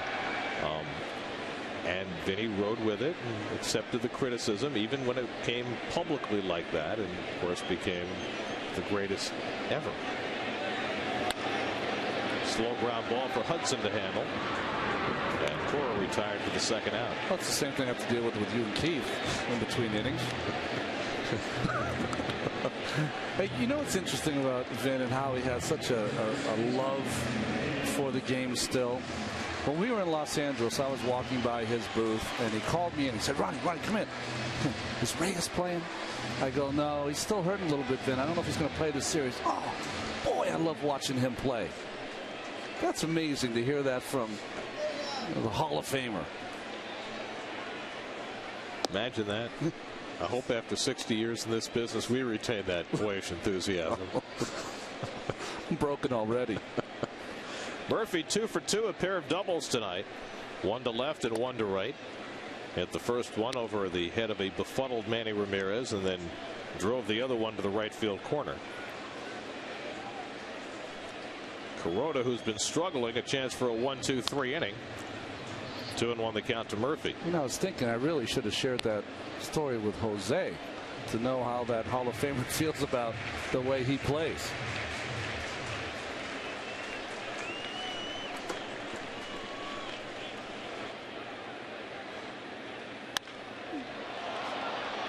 Out to left center field. And Manny is there to grab it. And Kuroda has his first 1-2-3 inning of the night. 4 in the books now at Citi Field. Oliver Perez needs one more inning to qualify for a win. He's leading 4-2.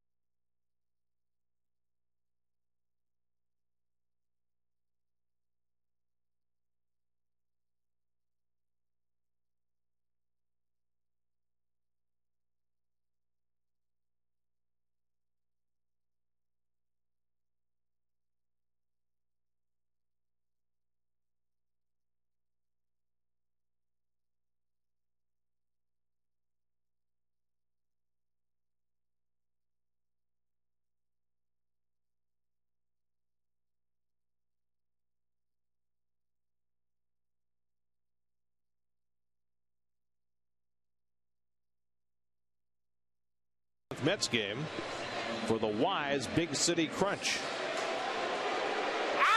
Here's your Outfly trivia question for tonight. Last year, Manny Ramirez, 5th player to hit at least 15 homers with 2 different teams in the same season. Who are the other 4? Wow.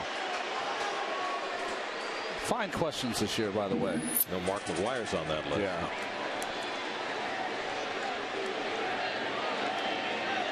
Any untainted players? Oh, ouch. Manny's fly to center field in both of his at-bats tonight. Leading off in the 5th, takes up and away from Oliver Perez. Aldi's given up 2 runs and 4 hits, and he has held Ramirez at bay. Manny now 3 for 13 in 4 games since coming off his suspension. Give you a little feel on the boyish nature of Manny Ramirez. Of course, first time I ever saw Manny, I had to face him in 1995 when he was with those Cleveland Indians. But I'll never forget, in 2004, I was watching the World Series, all 4 games, as the Red Sox swept the St. Louis Cardinals. He remembered who I was. He came over and gave me a hug. And he said, "Ronnie, we're leading the leagues in hugs this year." I didn't know what to say. Who's the we in that sentence? The Red Sox, I believe. Well, Manny Ramirez, a member of the 500 home run club, and of the 25 members in that club, only 3 others have higher career batting averages than Manny does right now. Ted Williams, Babe Ruth, Jimmy Fox, pretty good company. 1-2 from Perez, and Ramirez fouls it off. Ramirez fighting himself right now. 92 pitches, almost the same balls and strikes for Ollie. You see that usually.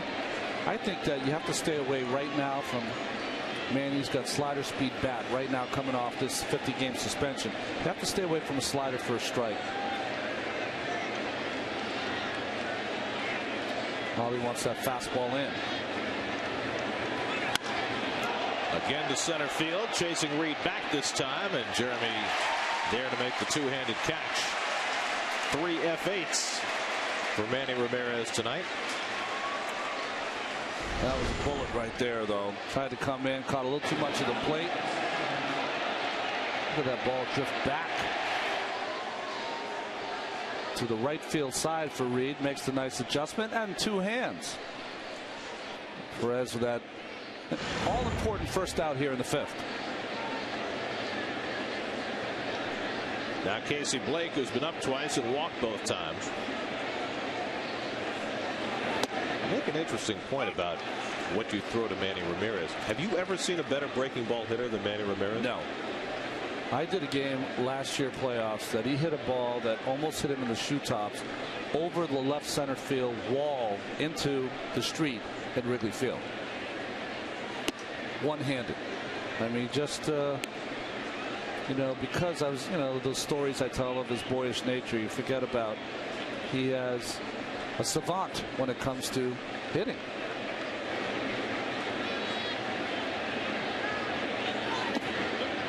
And that was really from day one. As soon as he came up, did he debut at Yankee Stadium and hit a couple of home runs or something like that? He homered his first game. Yeah.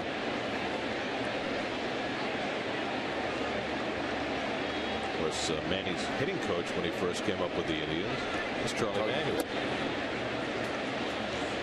Still to this day, and listen, I was at the end of my career, so I was a pincushion for this team.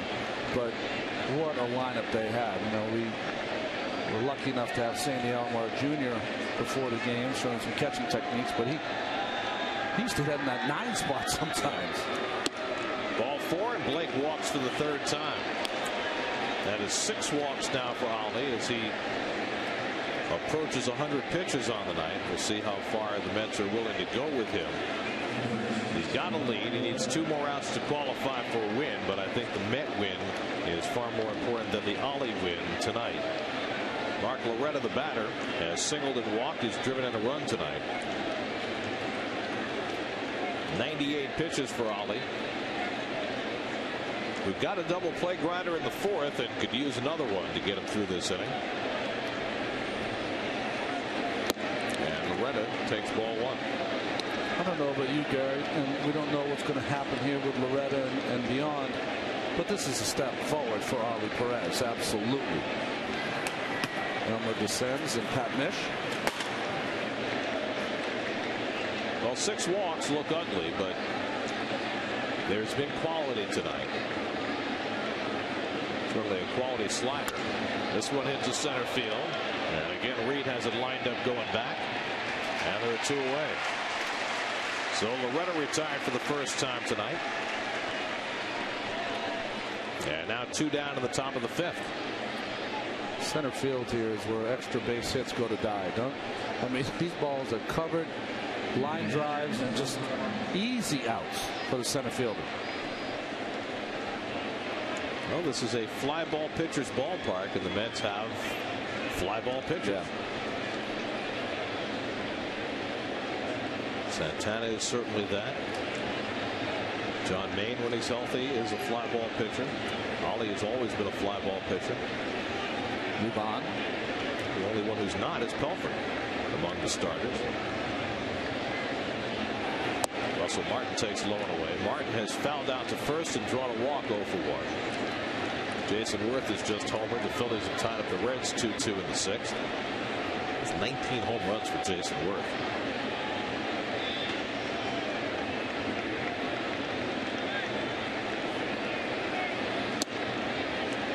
And that slider missed. 2-0 to Martin. Boy, Wally Bell tightening up that strike zone here in the 5th inning. You mentioned Jason Worth. It's with the Dodgers that he was going to be a star, but suffered some injuries that slowed down his career.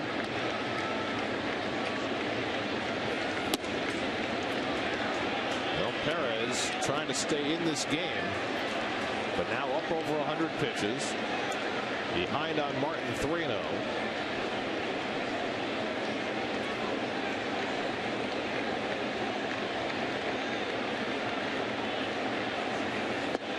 And he walked him. So what's the manager to do? But right now he's going to send out his pitching coach.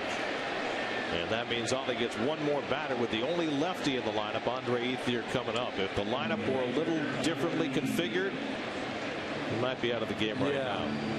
And like you said, it's more important as he's at 104 pitches, get this Mets win. I think this has been a positive step for Ollie despite the 7 walks. There you go, 52 and 52 balls and strikes. But Andre Ethier opened that. 3rd time's the charm for him. 2 decks for Ollie tonight. 52 and 52. Well, you know, the Dodgers last night, despite scoring 8 runs, left on base 13 last night, but 6 in the first 3 innings tonight. Well, one more batter for Oliver Perez. Andre Ethier tonight has struck out. And then he a soft line drive to David Wright with the bases loaded in the 3rd. 2 on and 2 out. The tying runs are on base. And Ethier swings and misses at the slider. 0-1. Good start for Perez against Ethier. Well, good choice. Remember that last at bat, all fastballs from Perez. Starts the 3rd at bat with that first pitch slider. That's the pitch he struck Ethier out on in the 2nd inning.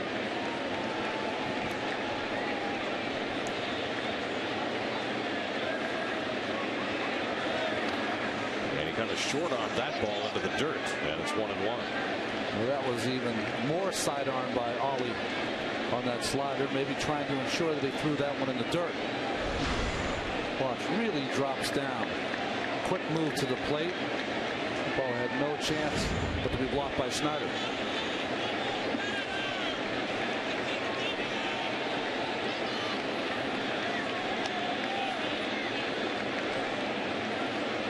One to Andre Ethier. Bounce foul. And now it's 1-2.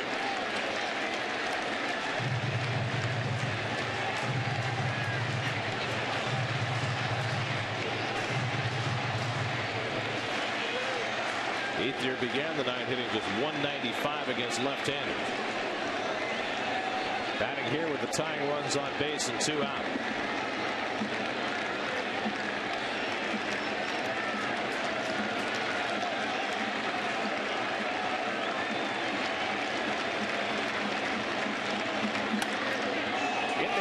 Center field. Reed moving over. the side is retired. Oliver Perez finishes off a serviceable comeback effort. 5 innings with the lead. Halfway through, 4-2.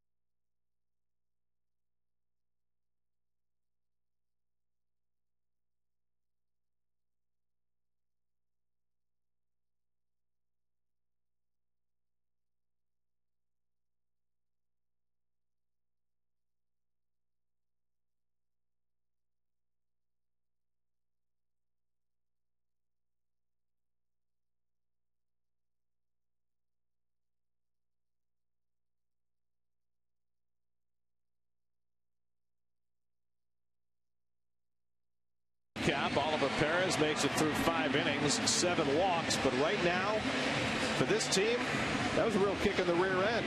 The Mets needed that from Ollie, and so he gets congratulated in that dugout. It wasn't the prettiest thing, but after 2 months on the sidelines, Ollie comes back and leads the game with a chance to win it.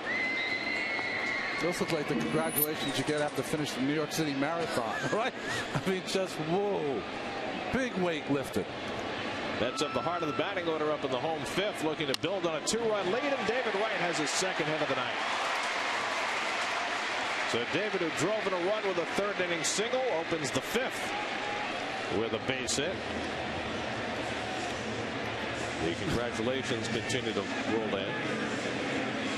Well, you know, after getting off to that rough start, I'm happy to see Oliver get through that 5th inning. Mets have a lead. Time to add on with the right leadoff single. Sheffield has struck out and walked tonight. He's scored a run. Mets got a run in the 2nd and 3 in the 3rd to break a long scoreless drought after the Dodgers had taken a 1-0 lead in the 1st.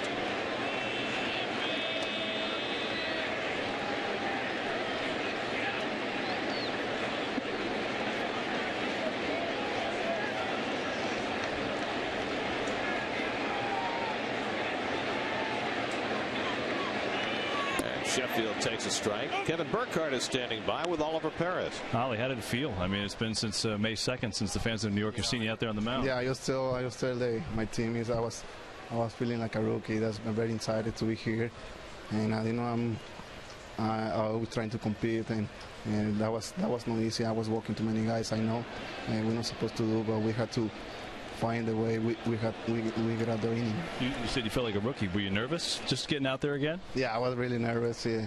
Well, first of all, that's a really good step for me. I don't feel anything in my knee. I threw more than 100 pitches, and you know I'm very excited to be here with the team and trying to do all the best to come back. Was it hard to stay calm after that 1st inning? I mean, you walked the first batter on 4 pitches and they score a run. Did you have to take a deep breath when you came back into the dugout? Well, I trying to be more focused because you know that I can walk like I walk full call, and I had to make outs to get out the inning, and they scored one run. After that, I tried to compete and make outs. Pitch-wise, what felt good for you today? It looked like you had a pretty good slider. Yeah, my slider is breaking very much, and I feel good with my fastball. I don't throw any changes today, but I had to, for next game, I had to start using because maybe it can help me during the game, and so I'm just finished right now. I'm very excited. So we have more game left, and we have to win. Ali, finally, before we let you go, did you appreciate your teammates' reaction when you got in the dugout there, just having you back and giving the effort tonight? Yeah, because they've been playing really hard, and you see really good plays right now.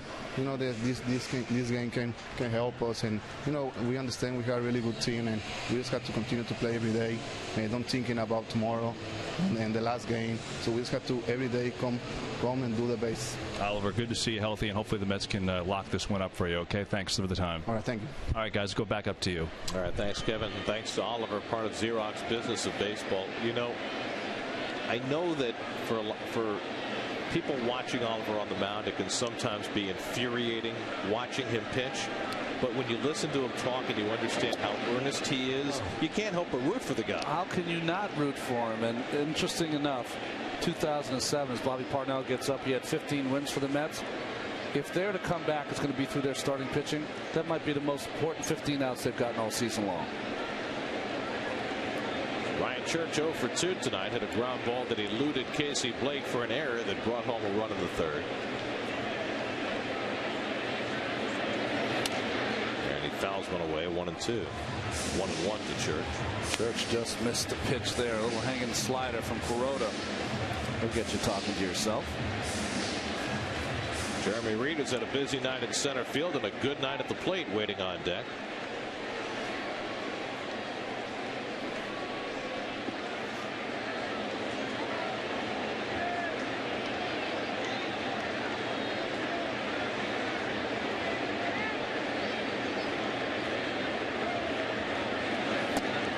Good fastball by Kuroda, and it's 1-2. I thought it was interesting hearing Oliver say I felt like a rookie out there, because it goes back to what we were talking about before about the role of players who are on the disabled list. It's almost like you're not on the team, and when you come back you have to start proving yourself all over again. And he left the team. Shame is too strong of a word, but in your own mind you feel like, hey, I'm one of the regular guys. I'm one of the guys that it's very important for this team to contribute. And now you're here in Buffalo and you're pitching and you're down in Florida and all that kind of stuff.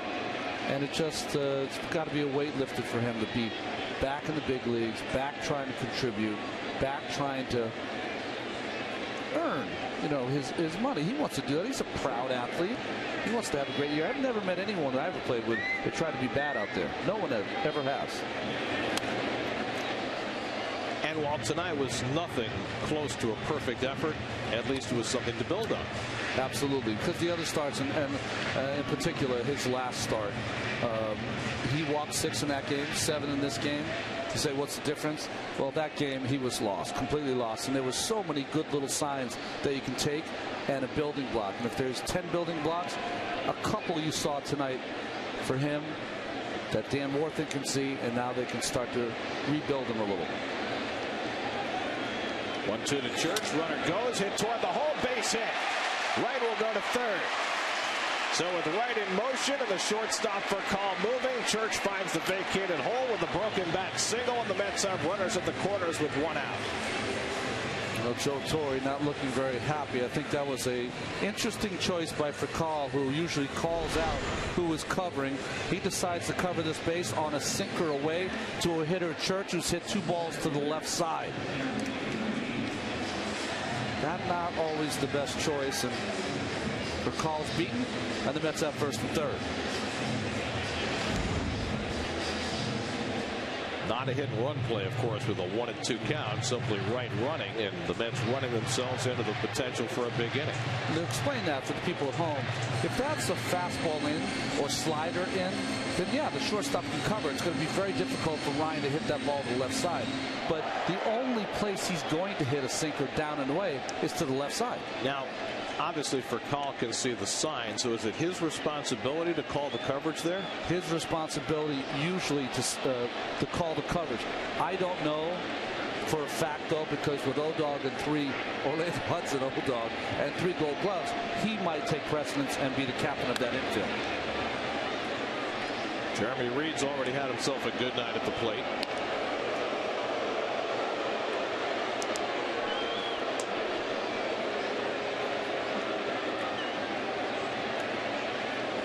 I believe that's Corey Wade in the dugout for the the bullpen for the Los Angeles Dodgers. Wade was just recalled today by the Dodgers with Ronald Belisario going on the disabled list.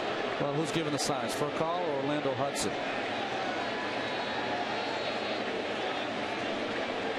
Nobody. Very interesting. 1-1 to Reed. I mean, you've got Church at first base who can steal a base. Yep. They've got to be ready to cover, don't they? Could they be getting signs from the dugout? Come on, boys. This is TV. It's your moment. Let's go. I don't think they have any interest in participating in a reality series. Maybe they haven't been getting along this week. Maybe they have different signals. I mean, they do. You're used to that mouth open, mouth closed thing that most second basemen and shortstops do. Yeah, you people at home, they will just put the glove in front of their face so it hides it from the runners to let the second baseman or shortstop who's going to cover. But these guys have worked out a more simpler plan. A nod of the head is going to be one or the other.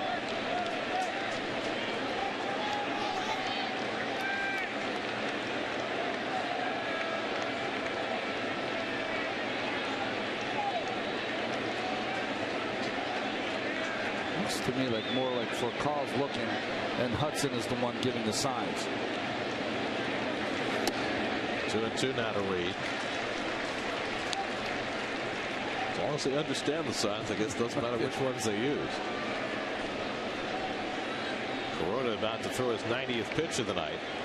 Wright is at third. Church is at first with 1 out. And that's looking to build on a 4-2 lead in the 5th. Reed has singled and doubled and driven in a run tonight.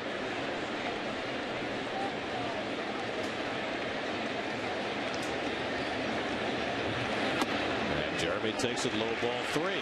Boy, he's had some good at-bats. Game has moved along to the 7th in Philadelphia. Reds were up 2-0 at one point in that game. The last 2 starters for the Cincinnati Reds have been outstanding, haven't they? Having to watch that first game. 22 runs by the Philadelphia Phillies. Cueto getting beat up in that first inning. See if Church runs here. Fake to third. Church not fooled. You have to figure he's got to run, right? To stay out of the double play. I would. Absolutely. And Cueto only has 1 strikeout tonight. Jeremy's hot. He doesn't walk anyone. He throws strikes. Never was a better time.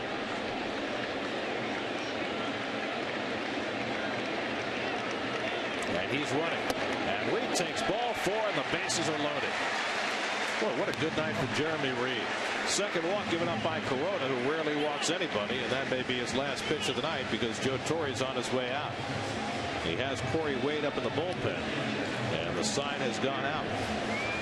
So Corona will leave after 4 1/3, with the Mets threatening to add to their 4-2 lead.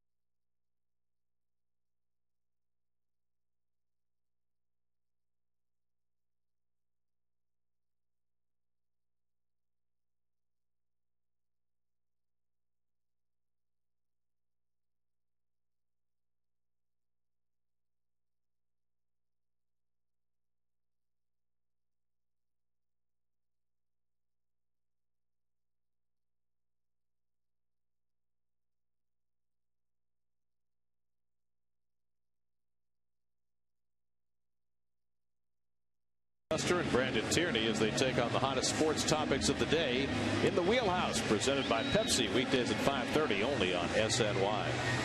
Let's answer our Aflac trivia question. We asked, other than Manny Ramirez, who were the 4 players who hit at least 15 home runs for 2 different teams in the same season? McGriff, McGuire, Justice, and of course Carlos Beltran, who did it for KC and Houston in 2004. McGriff in 93 for the Padres and the Braves, McGuire in 97 for the A's and the Cardinals, and Justice in 2000 for the Indians and the Yankees. Corey Wade in for the Dodgers had a sensational rookie season last year. 2-1 with a 2.27 ERA. Has suffered from shoulder bursitis in the beginning of this year. Was DL'd, sent down, was struggling, and now it's come back and replaced Ronald Belisario, who went on the DL today. Bases loaded, 1 out. Brian Schneider at the plate. Schneider is 0 for 2, grounded out and popped up. Mets leading 4-2, bottom of the 5th.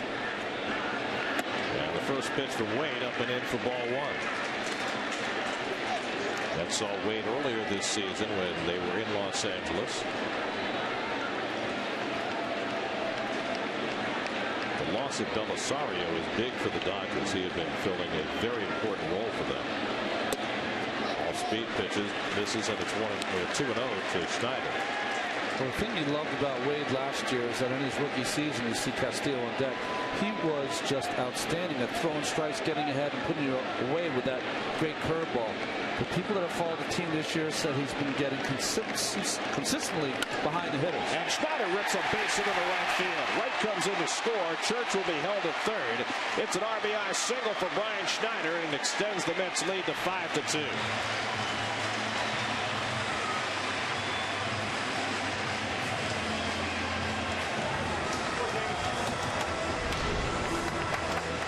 Oh, 2-0 fastball away.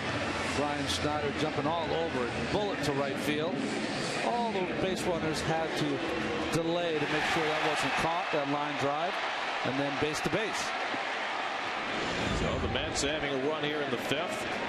Bases still loaded with 1 out for Castillo. And Louis takes a strike. But Martin wants this pitch down and away, and of course in our IOTV pitch differential, that ball is letters high for Schneider.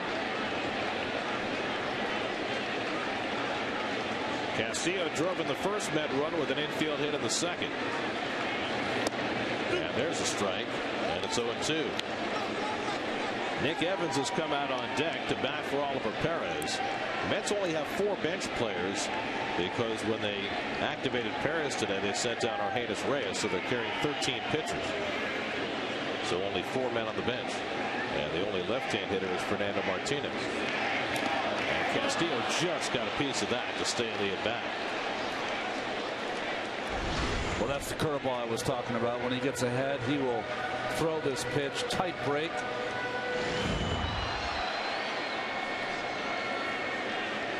And he had Castillo completely fooled. Corners have to stay in, as always, against Louis. Here's the 0-2. Slap foul.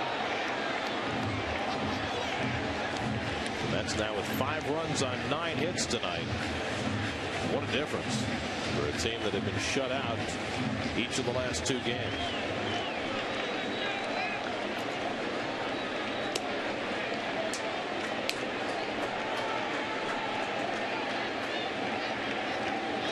And the curveball pulled down to first. Loretta coming home for the force and no relay.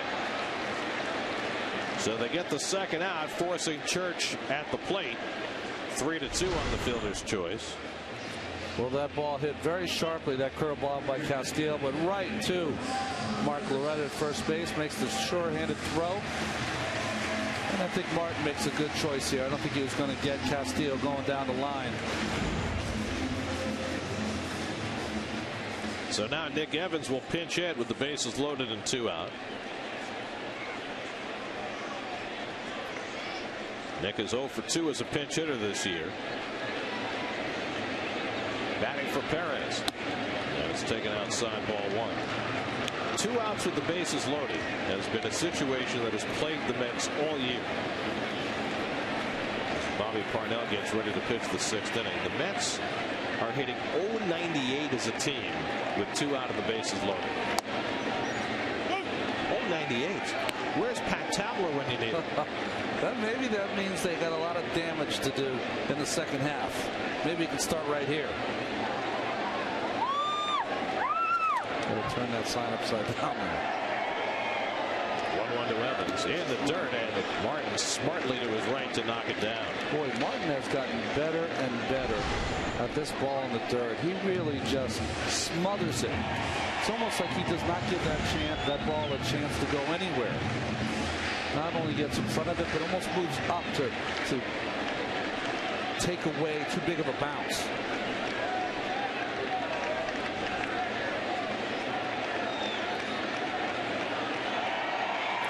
Evans attacks the fastball and fouls it back. And a good rip at that. Fastball up just enough, maybe away, as Evans almost stumbles in that swing.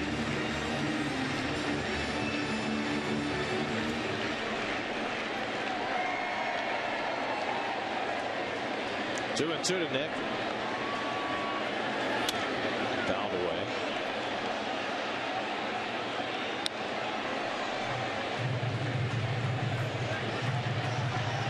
Reed is at third. Schneider at second, and Castillo at first with 2 out. The Mets have a run home here in the 5th and lead it 5-2.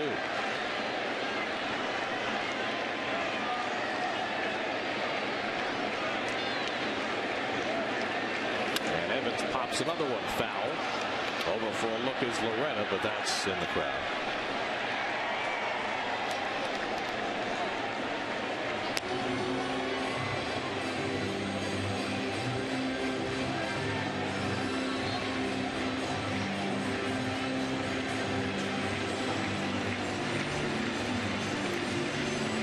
Six-year-old Corey Wade trying to get the Dodgers through the inning. A base hit here, the Mets would feel a lot more comfortable. And the breaking ball down, and it's 3-2 to Evans. So that'll set the merry-go-round in motion.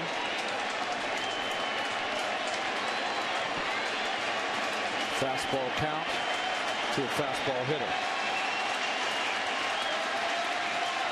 All 3 runners get set to take off.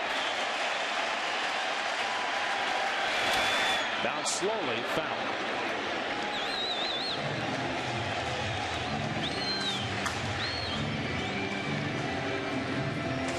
And Razor sets off a tumult.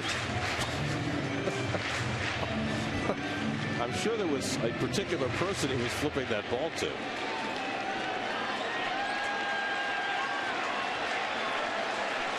This will be the 9th pitch of the at-bat to Evans. In there for a call strike 3. Evans thought it was up and away. But Wally Bell calls him out. And that ends the inning. But the Mets tack on a run as Brian Schneider greets Corey Wade with a base hit to bring home David Ryan and make it 5-2 New York after 5.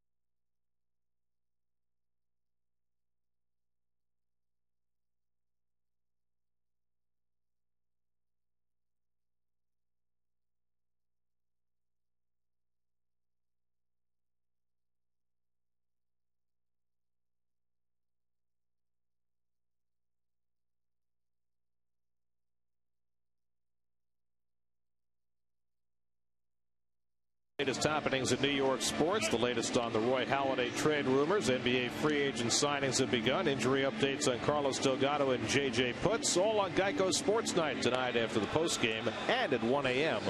right here on SNY. Sixth inning, and Bobby Parnell takes over the pitching for New York. Before you get to Bobby, would you be angry if you're Roy Halladay and your general manager, with what you've given for that organization, said, well, you know, we'll entertain any offers? Well, I'd say this. I'd say that after pitching my entire career with the Yankees, the Red Sox, and the Rays in my division, I might want to go elsewhere. Yeah, you're right. I mean, he's been a great pitcher, but has he ever had a chance, even a sniff of a pennant race? Yeah, no. Matt Kemp leads off the sixth inning. He's 2 for 2, and he takes a slider for a strike from Parnell. A little different program for Bobby. Really. What do you call it? Less leveraged innings. This one is leveraged to the hilt. It's a game the Mets have to have. Just have to have. Kemp is single to left and single to center. He scored a run.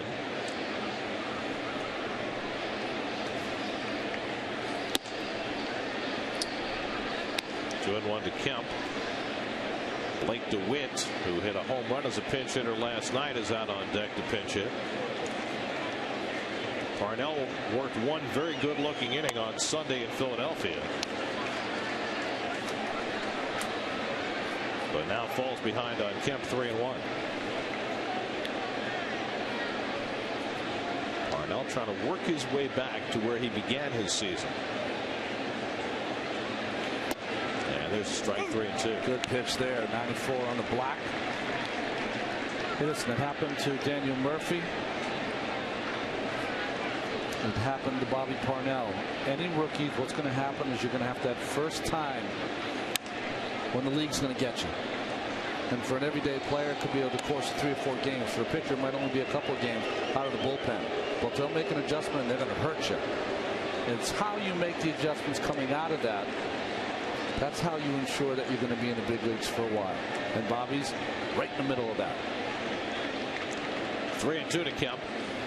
And he walked him. So Parnell, after a good start, walks the first man to face him. Now DeWitt to pinch hit. First, we'll check in with the studio. Chris Carlin standing by with the New York State Smokers Quit Line game break.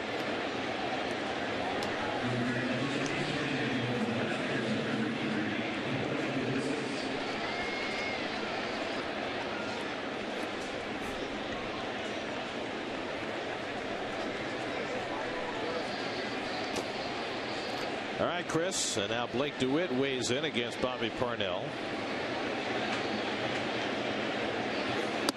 And he takes a strike. Can we officially call DeWitt a Met killer yet or no? Well, he had a home run against them last year. Where did he have 2? I think he had 2. He's only has 10 home runs in the major leagues. And he hit one last night. He's got 4 now against the Mets.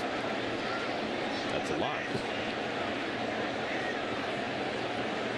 Last night was DeWitt's first homer and his first RBI of the season off Tim Redding. And Tim Redding had mowed down 5 up, 5 down.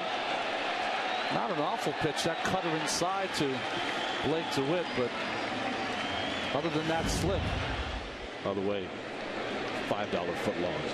$5 there you go. It's the greatest advertising buy in the history of ballpark advertising. So right. Just the Daniel Murphy home run alone. Yeah, that was 12 minutes right there. I don't know TV money, but that's got to be some dollars. Whoever was the ad exec at Subway, he got a raise. Maybe a big promotion. He's having the same kind of year as our producer.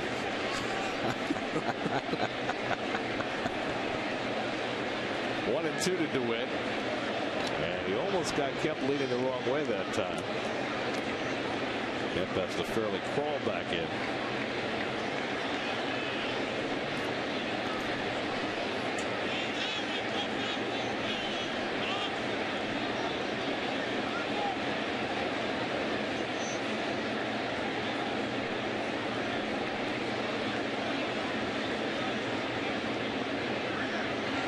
DeWitt watches away, and it's 2-2.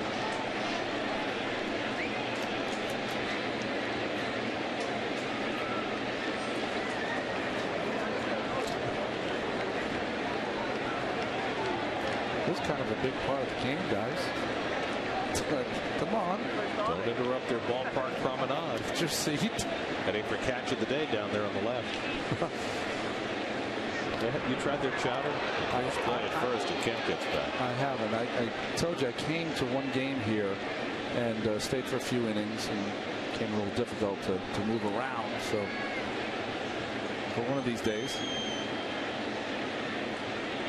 or I should maybe beg a little more. Maybe they'll bring one up one day. Need to get to a perimeter as you walk around the park. 2-2. Kemp runs and DeWitt fouls back the fastball. So Kemp was on his way. No, you're talking about Subway before, Gary. Sorry. Did you see the commercial with Sabathia and Johan Santana? No. Outstanding. Really? Outstanding. I saw it once, and they both do a great job. Now, is this compared to the old Torrey Randolph? Very much like that. Yeah, Yankees, Mets, them disagreeing and then agreeing at the end. But very good. Good job by both guys. Nice to see the lefties get a little work. It's nice to pitch here in New York, I'll tell you. Pitch and then pitch. That's right.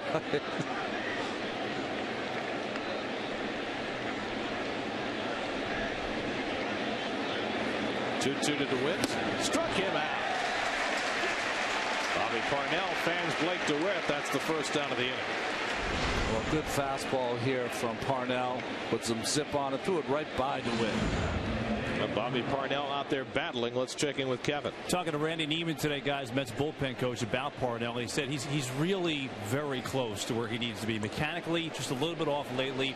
He's been actually staying on his backside a little bit light on that, so his arm has come through a little bit late.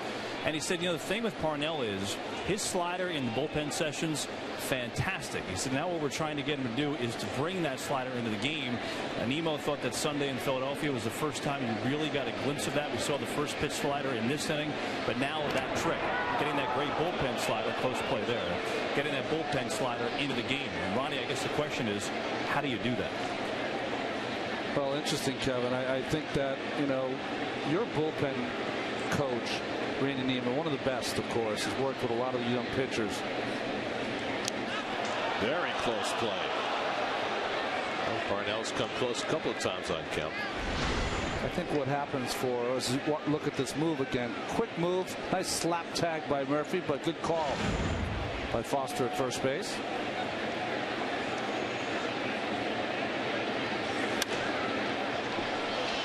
Kevin, to answer your question, I think what happens is when you're a rookie pitcher and you start to get hit a little bit, it's almost like the deer in the headlights.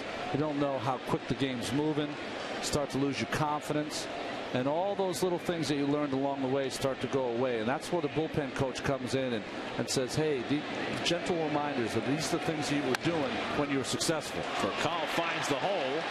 Kemp turns second, motors for third. Church's throw across the diamond comes up wide, and the Dodgers have runners at the corners with one out.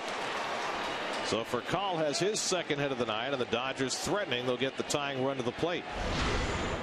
Well, Kemp didn't even think twice on the great arm by Church and taking this to third base. First to third, we said the Dodgers do an outstanding job of that. And watch him. Sees the ball and then turns on that speed. Nice play by David. If he didn't come off that base, Parnell hadn't got there in time. That could have been a disaster. So a huge batter now for Parnell. Hudson the tying run at the plate with Ramirez on deck. Hudson tonight 0 for 3, hit into a fielder's choice and scored a run in the first. Last time up, grounded into a double play. Parnell could use one of those. Fouled at the plate, 0-1. This has not been a great run for Hudson. 2 hits last night, but he's been struggling of late. As Elmer descends and Pat Mish, both who were up earlier, get up again.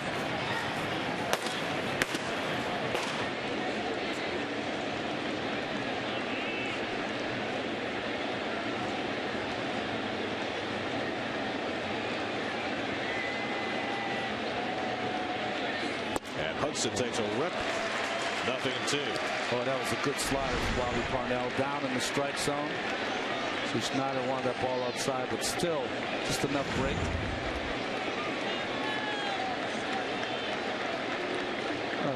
That's just ridiculous. I mean, he's got to be 6 inches behind the line that has now been obliterated. In there for a call, strike 3. Got him looking at the slider. Second strikeout for Parnell, and that pins Kemp at third. Now they're 2 out. Well, this is more the hangman variety, but surprises Hudson as he takes it. I think he thought that was up, but Wally Bell with the strikeout call, and of course you knew Manny was going to come up in a big situation in this game. Well, Manny Ramirez has been to the plate 3 times in this game. He's flied out to Jeremy Reed in center field all 3. Now he comes up as the tying run at the plate in a 5-2 game. We have Kemp at third for Call at first. Lots of speed on the bases. And a big assignment for Bobby Parnell.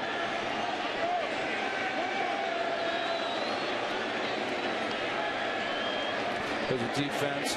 Center fielder Reed shaded to the right of second base. Pretty straight up for the infield and deep in the outfield. And a low throw by Parnell. Murphy handles it. Schneider was setting up away on that first one. See if that was a decoy.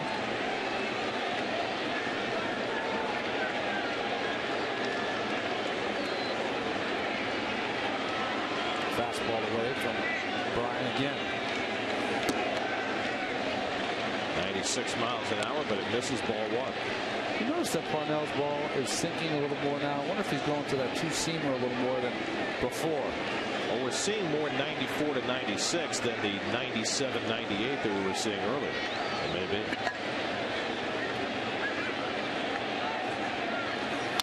Bouncing ball to third, and David Wright thought about second, but with Manny jogging, has the easy out at first to retire the side. Good recovery by Parnell to strike out Hudson and get Ramirez on the grounder. Mets will come to bat in the bottom of the 6th, up by 3.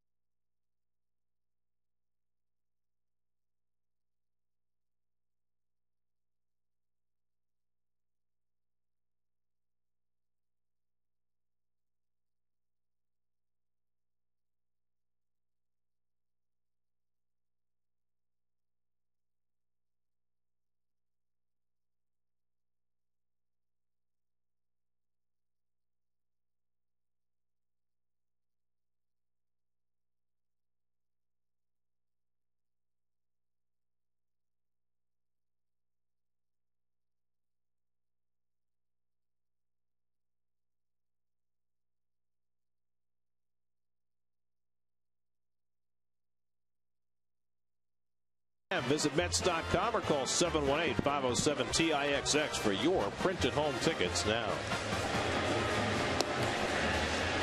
Met Guillermo Mota comes on to pitch for the Dodgers in the bottom of the 6th. Well, Mets fans remember Mota. He's pitched much better of late. I was in the cafeteria tonight before the game sitting with Howie Rose. Howie said, boy, I still remember that fastball to Scott Spezio. He hasn't gotten over that pitch from Mota, of course, in the NLCS against St. Louis. Never should have been working that inning. There you go. I haven't gotten over it either. That was, of course, game 2 against the Cardinals.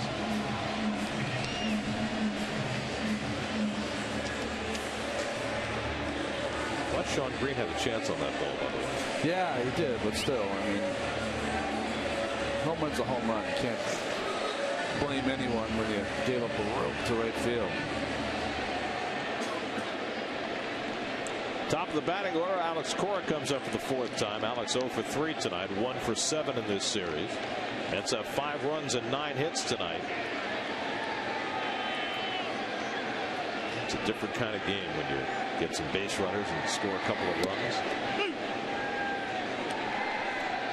It's almost like the lid is off. The lid is off, but I think it's really important against this potent Dodger offense to get some add-on runs. And if that means if Corey gets on, you know, bunting him over, doing some small things, hitting, running, whatever you want to do, maybe not bunting, but hitting and running. Behind the plate, Martin didn't see it at first. Now finds it and makes the catch. Blake was streaking in from third and Mota from the mound because they saw that Martin didn't see that ball at first. But he was able to make the recovery. Well, nice job. You can see everyone over there, but it was only going to be Martin's play. He was surprised that it was still in play. Once he sprinted over there, I think he lost where the ball was and finally picked it up again. The problem with the pitcher and the third baseman coming over is usually they're screaming to the catcher, right there, it's right there. The catcher like, right where? That's very funny. It happens all the time, Gary. After it catches it, you have a silly, funny moment because you can't believe you said that. It's the big leagues. Shouldn't they have something? Well, it's like some better locating device, better language skills. But it's just like when you see a pitcher, someone pops it up and he points to the sky. We got it. You know what's up there. We got it covered. Yeah. Murphy 2 for 3, a pair of doubles tonight. Really is a very simple game, isn't it? Ball goes up, you catch it. At least that's the way it's supposed to work. David right on deck. And Murphy fouls it away, and Mota ahead 0-2. And Murphy swing much tighter today, a little quicker bat. And I think that it's almost like you can let it go now. You got a couple hits in the bank already. See if you can get one more.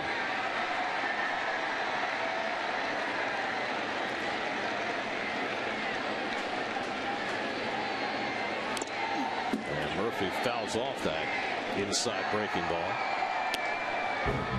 Well, you have to appreciate the coast-to-coast by Murphy here, hitting that ball over Ramirez to left field, and then looking in and getting a pitch in and being able to keep this ball fair down the right field line. You know, Murphy, when he is going to be at his best, that's the kind of hitter he's going to be. A guy who can go from left field to right field. That adjustment to pull that ball, you saw that last swing to foul off that tough slider that was low and in. That's the same adjustment. Just be quick to the ball. That's the key for Murphy. I think as he learns how to hit better, he's going to hit for more power. Maybe not in this ballpark.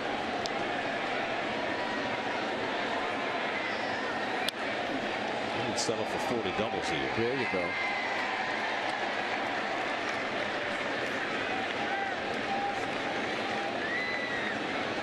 Well, he's only hit 5 home runs this season, but he hit one of the more memorable ones. You know, he's only hit 5, but that's in his ballpark. David Wright's hit 5. I mean, you know, all the totals are down except for Chef. His totals are down for him. Yeah. Mota's 1-2, and Murphy fouls off another one. Boy, we've seen a lot of foul balls tonight. Yeah, we have. It's been a souvenir for everybody. 40,000 people, 40,000 souvenirs.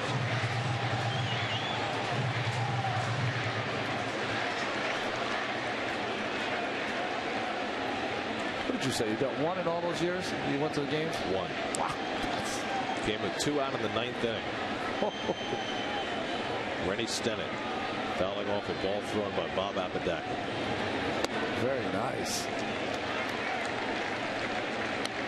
1974, I want to say. Yeah. What was the score? Remember? It's written on the ball, though. It's a drawer somewhere. Knowing you, it was probably a blowout one way or the other, and you stayed anyway. Well, that's for sure. Yeah. Right at to second baseman Hudson, and Murphy retired 2 away. I can say definitively that in all the years that I came to games as a fan, I only left early once, and that's because I was with my mom. It was the middle of a rain delay in the 8th inning, and she insisted we leave. Oh, wow.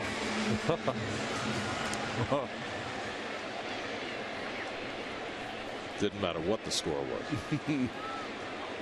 Well, at some point, when you get into those rain delay games, I mean, if you're a true fan, you want to stay around because then you can say, hey, listen, the game was 4 hours, 5 hours, whatever. I stayed the whole time. Well, it's not just that, but back in the old days at Shea, if you waited long enough through one of those rain delays, you could move down into some really quality seats. I remember doubleheader against the Giants. Late in the second game, wound up right behind home plate watching Steve Hamilton throw his folly floater. Oh, nice. I'll never forget that. The precursor to the la-la. Yeah. David 2 for 3 tonight, and he fouls it away. 1-1.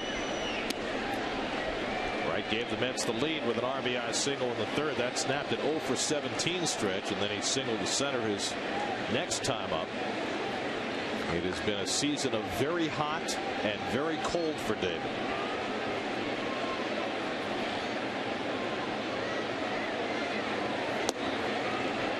And they seem to come back to back. 101 hits this year. He's now hitting .326 on the season.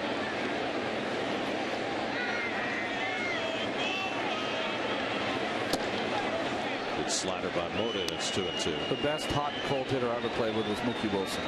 Mookie could go 0 for 15 and then 9 for 11. I mean, it was amazing. And he'd go 0 for 15 and strike out. Yeah, he would.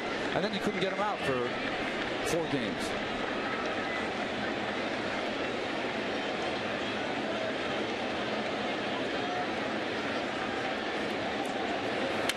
David cracks one to center field, getting turned around is Kemp, but he finds it and makes the catch. That's a great recovery by Kemp to swing around and pick off that line drive from right to end the inning. 6 in the books, 5-2 Mets.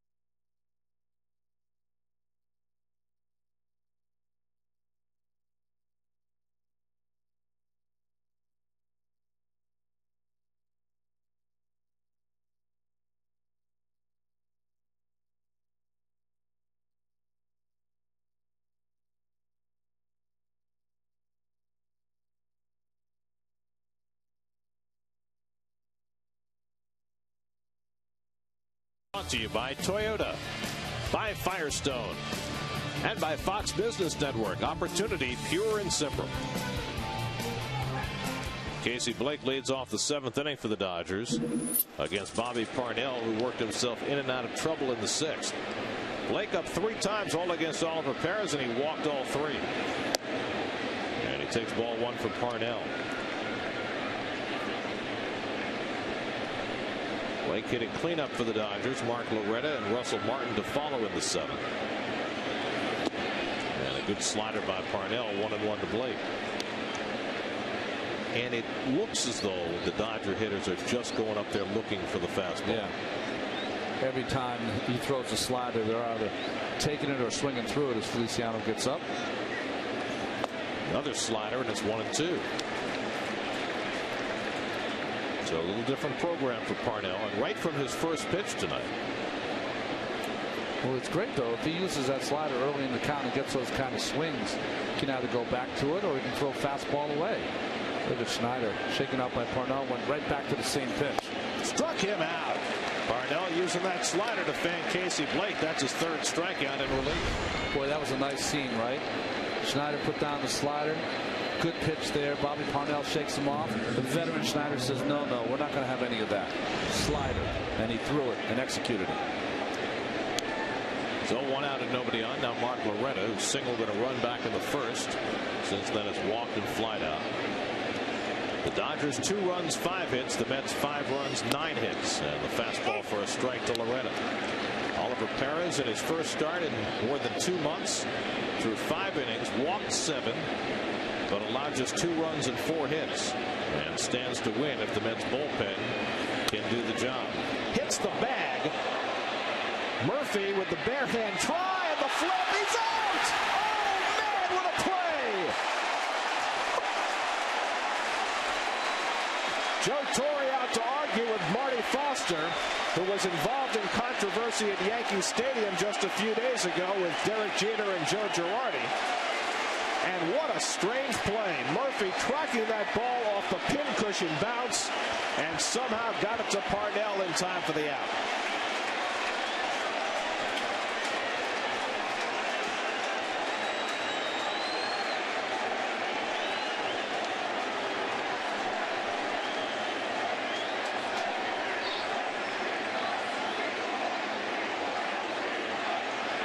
Well, no heated discussion here by Joe yet.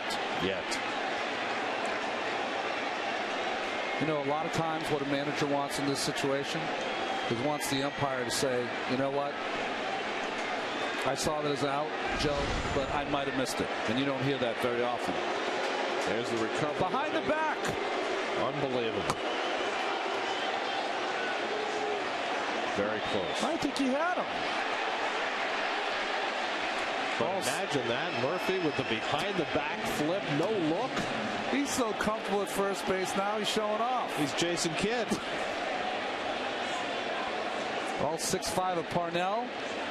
Boy, that glove was not wrapped around that ball. It was inside the leather, but not wrapped around it when Loretta stepped on that bag. Close.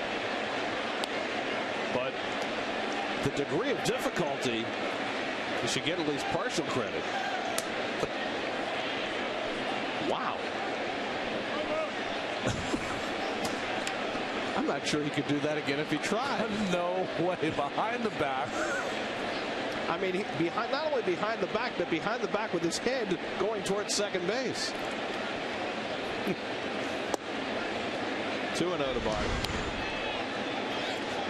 Watch now. You can see that the ball is inside the leather, but he does not close this glove until it looks like Loretta's foot is on the bag. Bang, bang. Usually goes to the runner, but now goes to the fielding efforts of Daniel Murphy and Bobby Parnell. And I'll tell you what, Parnell lucky he didn't get stepped on there with that foot right on top of the bag. 2-1 to Martin. We're not worthy. We're not worthy. There's some little intern in Bristol right now trying to decide what number that's going to be. If that's not number 1, I don't know what is going to beat it. I mean, the whole genesis of the play, because Murphy breaking to the line and then the ball hitting the bag and him having to break back, judge where it was going to come down, pick it up and flip it in one motion behind his back. Driving to right field, and that's a base hit for Martin. A 2-out single for Russell Martin. And that makes that play by Murphy look even bigger. Let's watch this normal speed.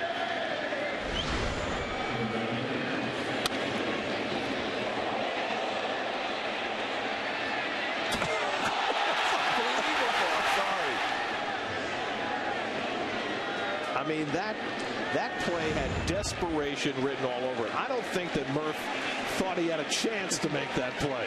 Guys, sometimes my job is analysis. No analysis for that play. Pedro Feliciano coming out of the Mets bullpen to face Andre Ethier. Parnell going an inning and 2/3 in relief. He'll take his exit 5-2 New York.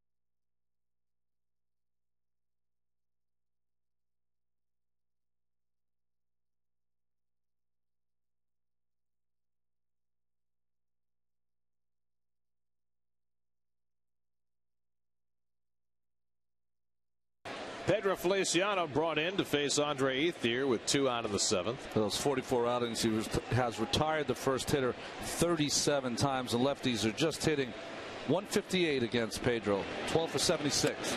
And Ethier 0 for 3 against Feliciano in his career. Ethier 0 for 3 tonight. Feliciano's workload has slowed down just a tad.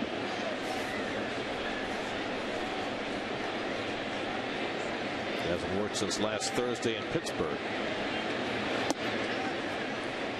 It's been a rarity this year for Feliciano to have 5 days off.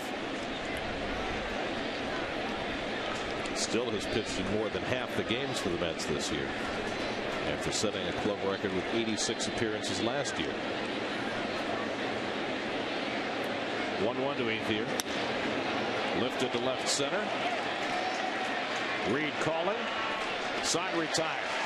Feliciano gets the job done, retiring Ethier. Mets get through the inning thanks to a miracle play. Doink. Scoop. Got him. Wow.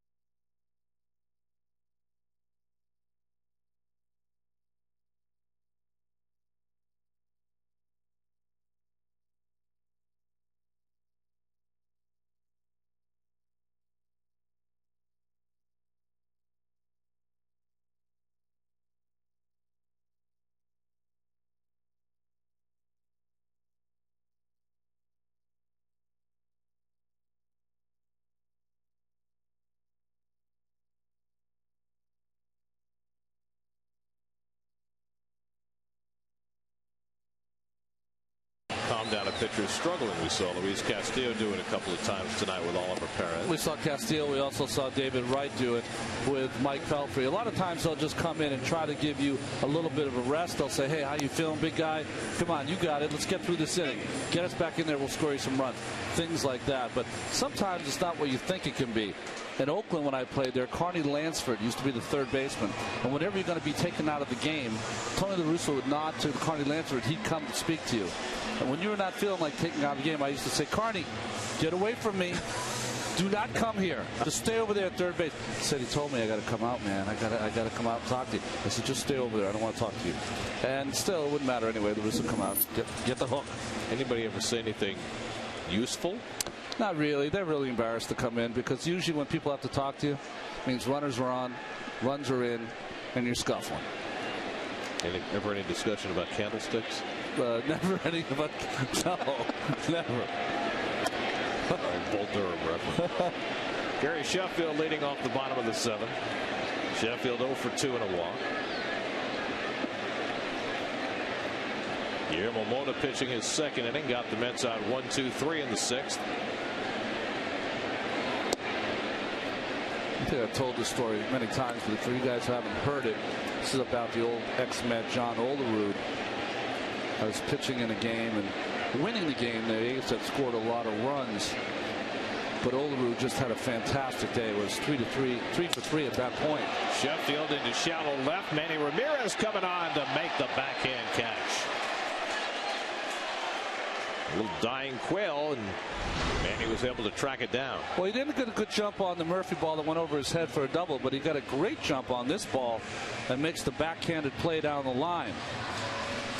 And we're talking about a player that hasn't played deep in games as Joe Torre makes his way out. They'll bring in the lefty to face Ryan Church, so Mota gets his job done, faces 4, retires them all. And now Torre will move on and bring on the left-hander. We're in the seventh, 5-2 New York. We'll be right back to Citi Field.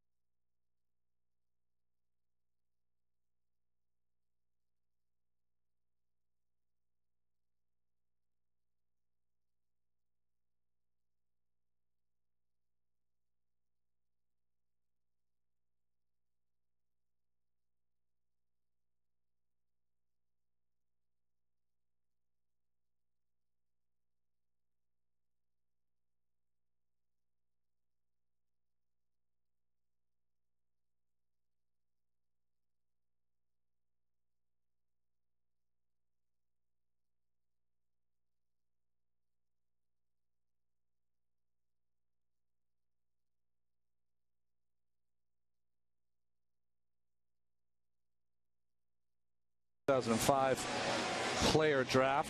He's done an outstanding job batting average against. He's been unbelievable against right-handed hitters, but very good also against the lefties here to try to get Church out.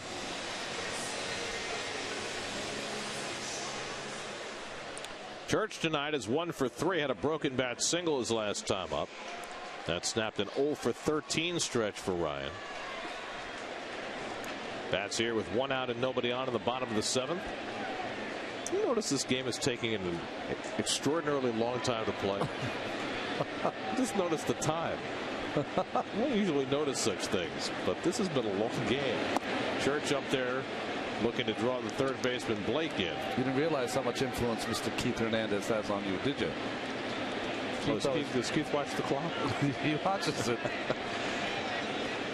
Sometimes by the seventh he's planning his exit. Down at first base. And Loretta feeds it to Leach for the second out. But I know he's watching us tonight, so. Really? Yeah. His plans fell through? Well, I was just thinking, I'm sitting in the seat here, and it's just, you know me during the games. Do I ever get a text maybe once every blue moon? No. That's Keith. Keith gets the text. But if you sit in the seat, the phone goes off all night. Got tons of texts, and Keith is watching. Hey, Keith. Hope he'll raise a glass for us at least. Jeremy Reed takes a strike. Reed has been on base 3 times in a row tonight. A double, a single, a walk. He's driven in a run. He's played solid defense. Been a big night all around for Reed. Breaking ball from Leach misses. Bottom of the 9th in Philadelphia. Phillies have a man on with 1 out against David Weathers in a tie game.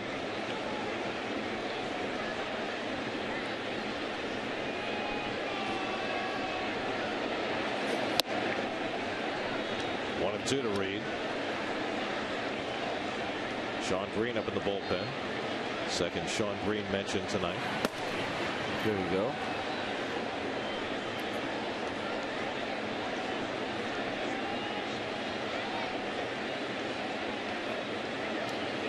One, 2, up and in.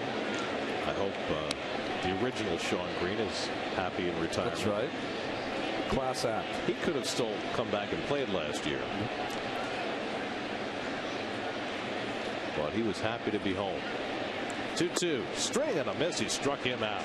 Leach comes in, gets Church on the grounder, strikes out Reed, and the Mets are done in the 7th. Green on to pitch the 8th. 5-2 New York.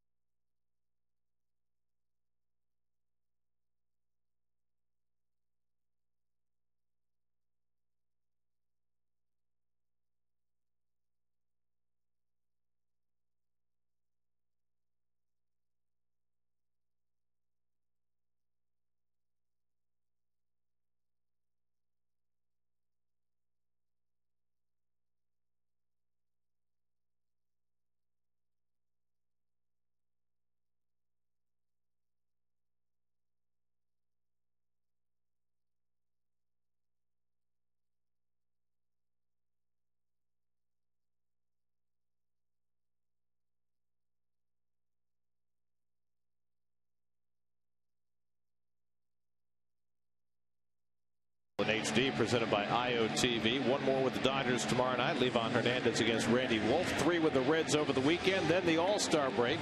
And then the Mets go to Atlanta, Washington, and Houston coming out of the break. And remember, if you're in the car, listen to every Mets game on Sports Radio 66 WFAN.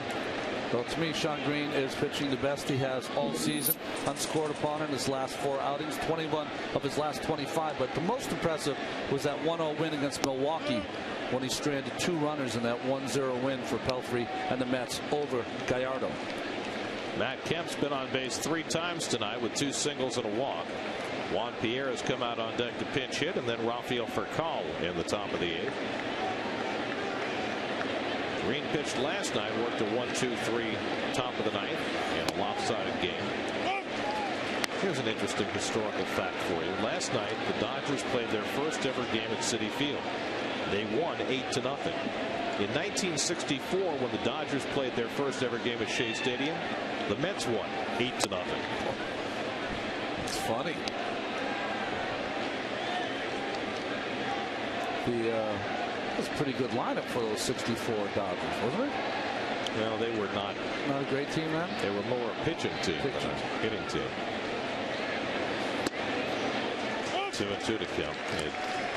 Tommy Davis, Willie Davis, and of course Maury Wills, Johnny Roseboro. Lou Johnson, is he on that team? Sure, if he was there in 64. He was definitely there in 65. Kemp breaks his bat, shallow right, Church on to slide, it goes by him. Over to back it up is Reed. Kemp flying around second, he'll make it easily to third base. A triple for Matt Kemp, his third hit of the night. Now, Church has made a couple of sliding catches the last 2 days. That time could not connect. Well, this one off the end of bat just did not stay in the air long enough. And usually you'll see Ryan, when he tries to make these sliding catches, he'll do it two hands in the middle of his body so he can kind of block it. But this one got off to the side and had to be backed up by Jeremy Reed. Not running hard in the beginning was Kemp, but he has such great talent that he can make up for it. Sixth triple of the year for Kemp. So a runner at third and nobody out. And now Juan Pierre to pinch hit. Pierre had a triple in the game last night after coming in when Manny Ramirez was ejected. He put on quite a run while Manny was out of the lineup. Mets have to play in at the corners. Always a threat for the bunt from Pierre. Hit to right center field. In comes Church, tagging his Kemp, not very deep, and so Kemp is not going to try it. Not down by 3 runs. That's the first out of the inning.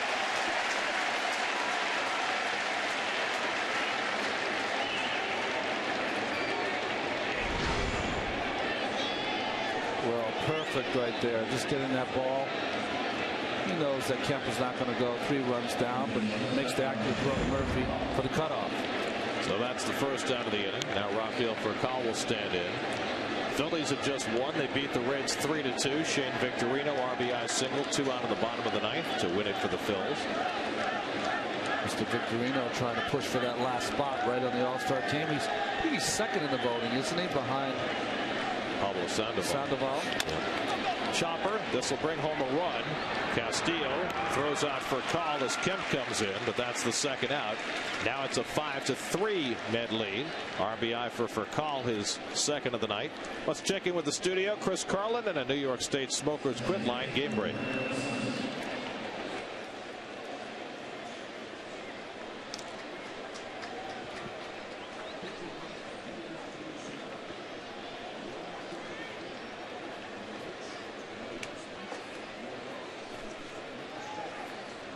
So the Phillies have taken 2 out of 3 in that series, which has 1 more left to play tomorrow before the Reds then come to Citi Field on Friday night.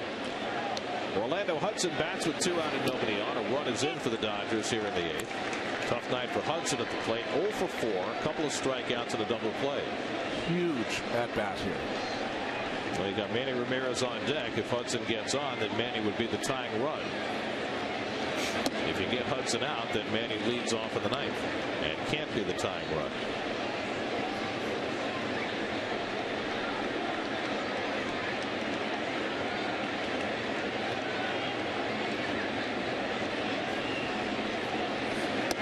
Slider misses and it's 2-1. By the way, this is the deepest into a game that Manny Ramirez has played. What was his comment last night when he was thrown out of the ball game, ejected, his 5th in his career? He said, "Hey, I was out of the game anyway. What's the difference?" Joe said, "I didn't know that." Here's the 2-1. Ground ball back to Green. So he gets the big out as he retires Hudson. The Dodgers played a run, but Manny Ramirez can't be the tying run in the 9th. Mets lead at 5-3.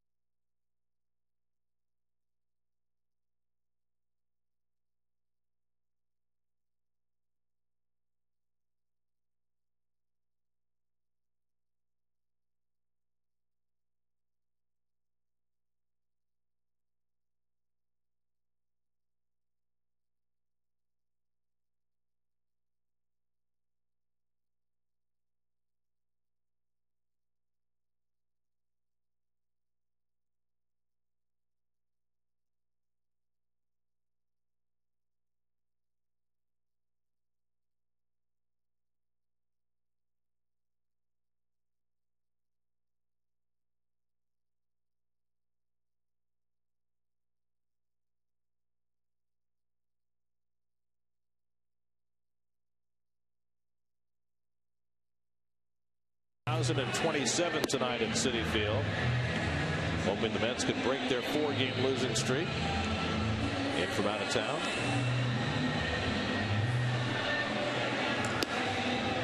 Ramon Troncoso will pitch the bottom of the 8th for LA. Well, he's been pitching well for the Dodgers in his last 9 games, which he's covered 10 2/3 innings, no runs. The minuscule ERA for the young Troncoso from Dominican Republic, 26 years old.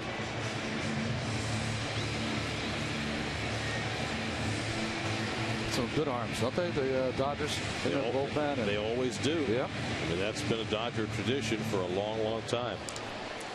Well, if the Mets don't score more than 1 run here in the bottom of the 8th, that guy will get his first save chance since the Pittsburgh game, where you'll remember he gave up the home run to Adam LaRoche and blew the save, stuck around for the 9th, and wound up getting the win, throwing a career-high number of pitches.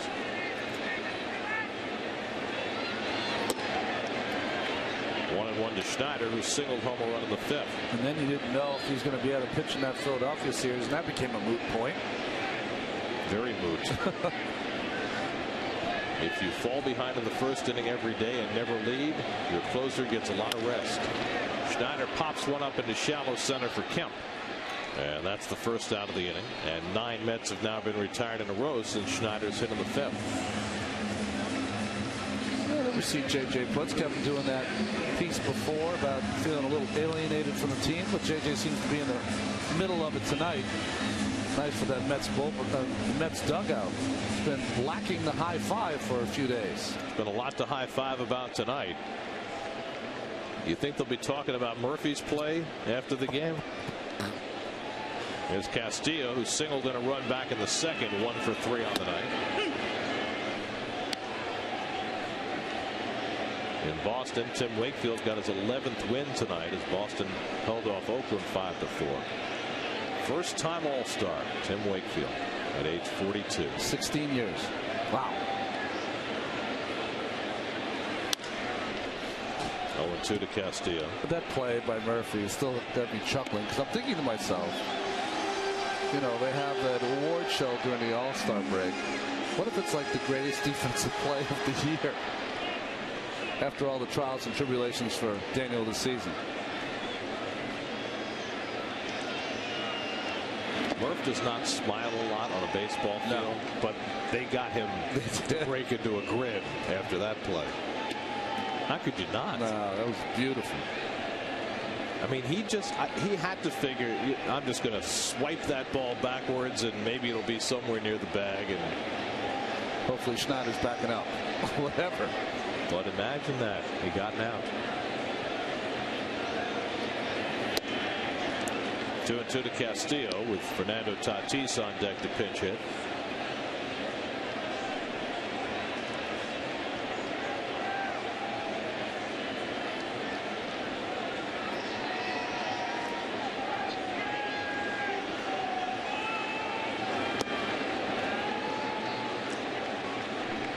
Three and 2 now to Castillo. How many baseballs they go through now in the modern game, because every ball that hits the dirt is taken out of play. Used to be they'd rub up 6 dozen for a game. It's got to be more. Oh, say it's close to 10 dozen.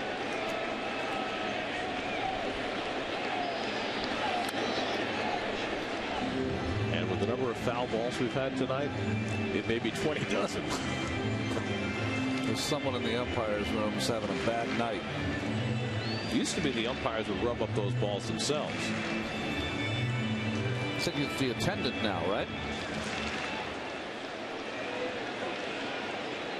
Yeah, they have an attendant in that umpires. The umpires' room is nice. Leather couches. And Castillo works out a walk. So the Mets have a 1-out base runner with Tatis coming up to pinch hit. Everybody in this game's gotten softer, let's face it. Even the announcers.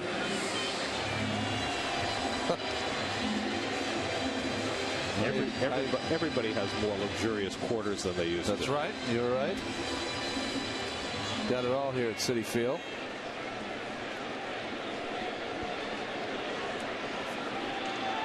Tatis 0 for 3 as a starter last night. Hitless in his last 11 at bats now.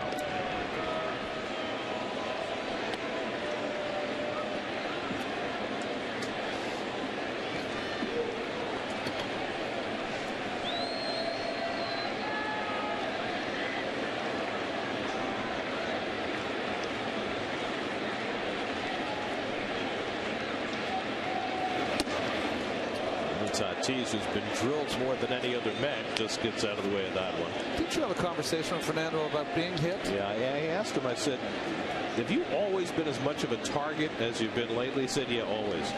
I mean, he said back in my big year in '99, I got hit all the time. 16 I think that times. season. I said, you're a likable guy. Do people just not like you? He said, I don't understand it. I mean, he doesn't dive into the plate any more than most modern hitters. No, he doesn't. Maybe he's just not as good at getting out of the way. 8 times he's been hit this year. That's twice as many as any other Met. Oliver Perez with a chance to get a win. His second of the year, looking on. Ollie went the first 5 innings tonight. Walked 7, but allowed just 2 runs and 4 hits.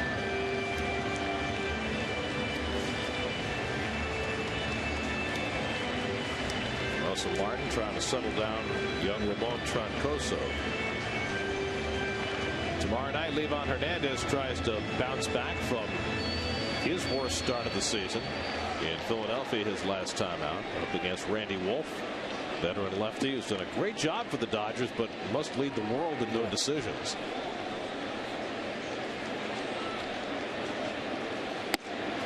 And now it's 3-0 to Tatis with Alex Cora on deck.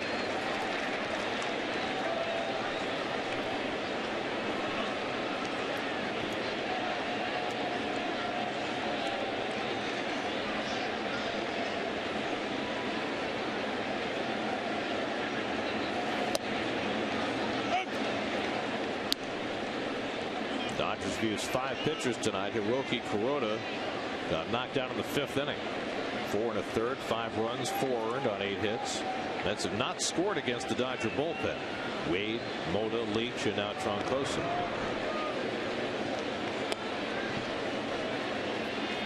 Fernando is grounded into 11 of the Mets' league-leading 77 ground ball double plays. So you sent Castillo, try to add on some runs. May not be a bad idea.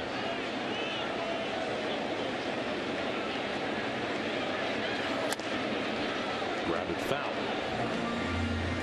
Now you got to send him right on 3-2. Absolutely.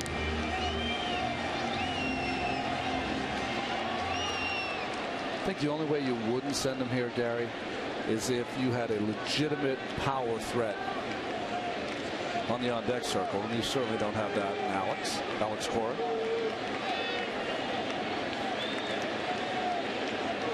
So Castillo runs, and Tatis hits the ground ball, so they stay out of the double play by starting the runner, and off the bag comes Loretta to make the tag on Tatis. So Jerry Manuel, by starting Castillo, keeps Tatis from grounding into an even dozen. Well, that sinker jams Tatis. More sure-handed that time by Blake, but gets on the side of that ball, makes it tough for Loretta, who applies the tag. So 2 out, a runner in scoring position for Alex Cora. Cora's gone 0 for 4 tonight. Mets with 5 runs and 9 hits. The Dodgers 3 runs and 7 hits. And Cora bounces the first one down to Loretta, who will handle it himself. And so we head for the 9th. Frankie Rodriguez coming on to try and save it for New York, with Manny Ramirez set to lead off for LA.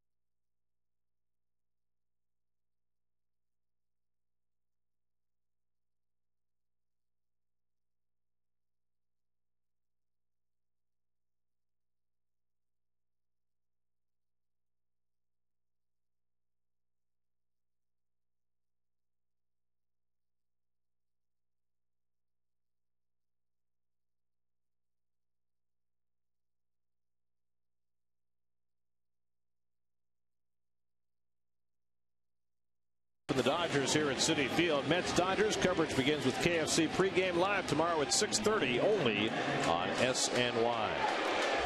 Frankie Rodriguez bids for his 22nd save of the year. And with the Mets scuffling a little this past couple of weeks, as important as a save that he's going to have to get this entire season.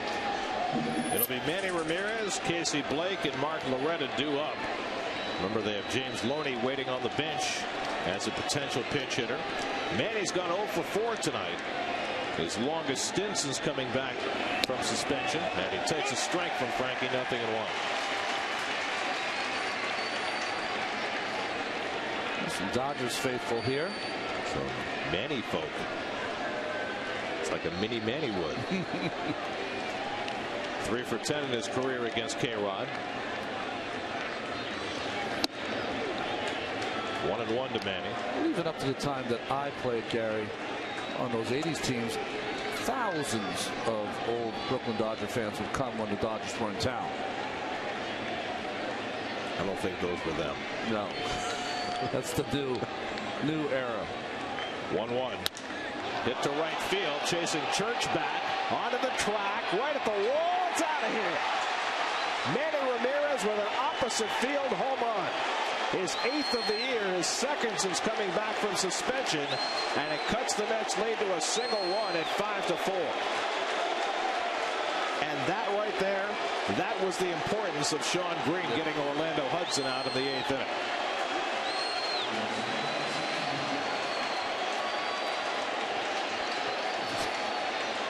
Even Manny's impressed with his ability to go to right field off K-Rod, who was pitching him away the whole time. Ramirez made the adjustment, and we've seen left-handers have a hard time hitting it over that wall in right field. Not enough for Manny. There have been very few opposite field home runs in this ballpark. Now Casey Blake in a 1-run game takes low ball 1. Fastball up. Has the corner, though. Shows you how good of a hitter he is. Just gets that into the first row. Eye on the ball. Gets that ball up front. And that full leverage extension. That's where he gets that power. Number 535 lifetime for Manny Ramirez. Now just 1 behind Mickey Mantle for 15th place. Blake has walked 3 times and struck out tonight. And K-Rod now behind him 2-0. And all of a sudden things get a tad dicey again for Frankie Rodriguez, who gave up a home run his last time out to Adam LaRoche. And now a home run to Manny Ramirez. And now behind Blake 3-0. See how that bat wraps all the way around his back, and even his teammates, Kershaw and Loney, pretty amazed. IOTV pitch differential, wanted that down and away. Ball just misses by 6 inches. That's enough for Ramirez. And Blake walks on 4 pitches. So K-Rod immediately in trouble after giving up the home run to Ramirez. Now the tying run aboard with nobody out. And Mark Loretta, the batter. And we'll see how the Dodgers opt to play this. Well, when asked if K-Rod likes pitching day after day after day, he said he likes it better than having a lot of days off, because, you know, when you have a reliever who throws 3 pitches, sometimes your command can go when you haven't thrown in a while. Loretta, his last time up, hit that shot off the first base bag that resulted in the remarkable defensive play by Daniel Murphy. And Loretta stepping out of the box to take an extra look down to Larry Bowa to make sure he has the signs. Generally, you don't bunt in these spots. When you play on the road, you generally don't play for the tie. See what Joe Torre does. He has Loretta set to swing, and K-Rod's now missed with 5 in a row since the Ramirez home run. Yeah, and they're not even close. And that'll get Dan Worthen out to the mound in a hurry.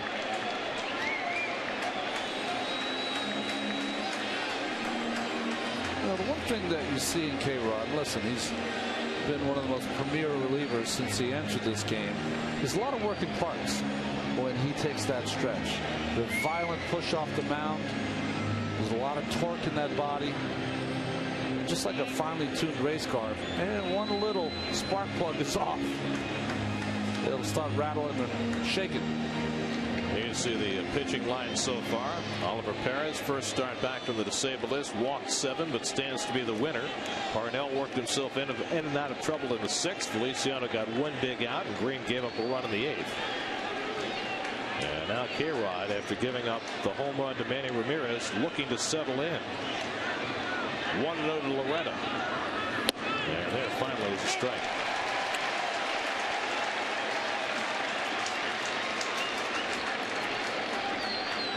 Russell Martin, the on-deck hitter, and behind him, Andre Ethier.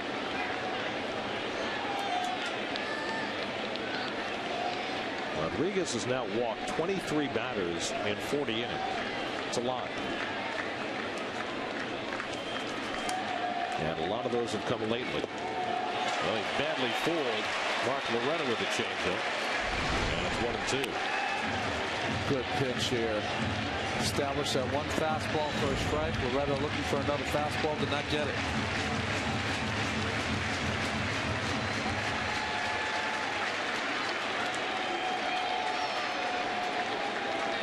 A K-Rod fan looking nervous. He's ready to pitch. 1-2. He struck him out. 1 down. Again, back to the changeup from Rodriguez. Maybe Worthen told him, make sure that you do not just throw your fastball over and over. Incorporate all 3 of your pitches, the curveball and this change. Now Russell Martin, future closer. Martin has been on base 3 times in a row with 2 walks and a single to right his last time up. Tying run at first and 1 out.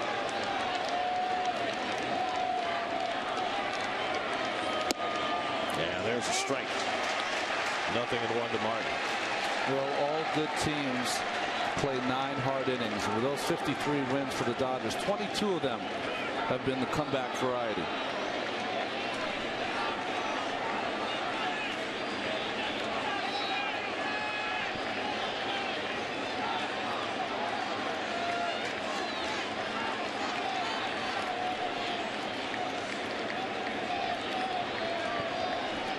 With Martin at the plate, David Wright hugging the line at third, trying to prevent that extra base hit that could get that tying run home. That creates a big hole in that left side of the infield.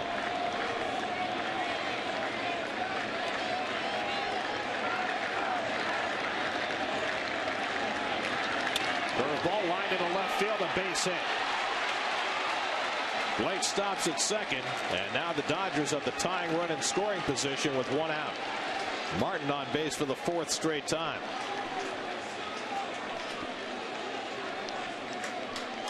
And things getting dicey for Jerry Manuel and the Mets. A game they led 5-2, but the Dodgers with a run in the 8th, a run in the 9th, and now Andre Ethier, who has been the producer of much late inning magic for the Dodgers this year, steps to the plate. Well, this IOTV pitch differential, that's supposed to be down and away, and that's middle.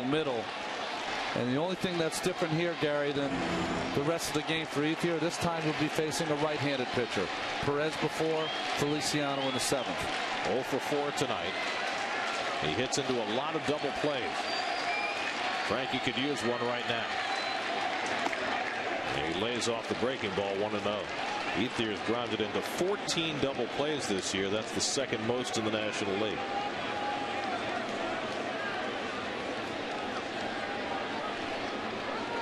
Matt Kemp, who's had a big night at the plate, would be next. Nothing coming easily right now for Francisco Rodriguez.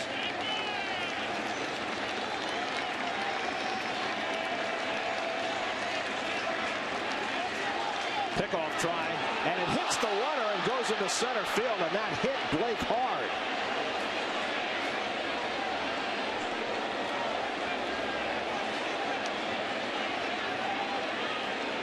He's okay. If it didn't hit him, he might have been able to go to third base, which would have been really tough for the Mets. Cora comes in, tries to apply the quick tag. The ball gets by him. And Alex landed on top of Blake. At least partially by design. Well, that ball, I'll tell you, if it's on the bag, that might have him at second base. Kind of drifted into the runner.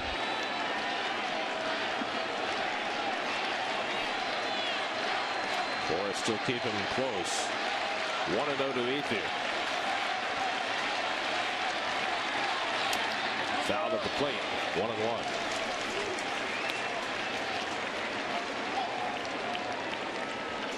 Blake representing the tying run at second base. Martin the potential lead run at first. 5-4 New York, 9th inning.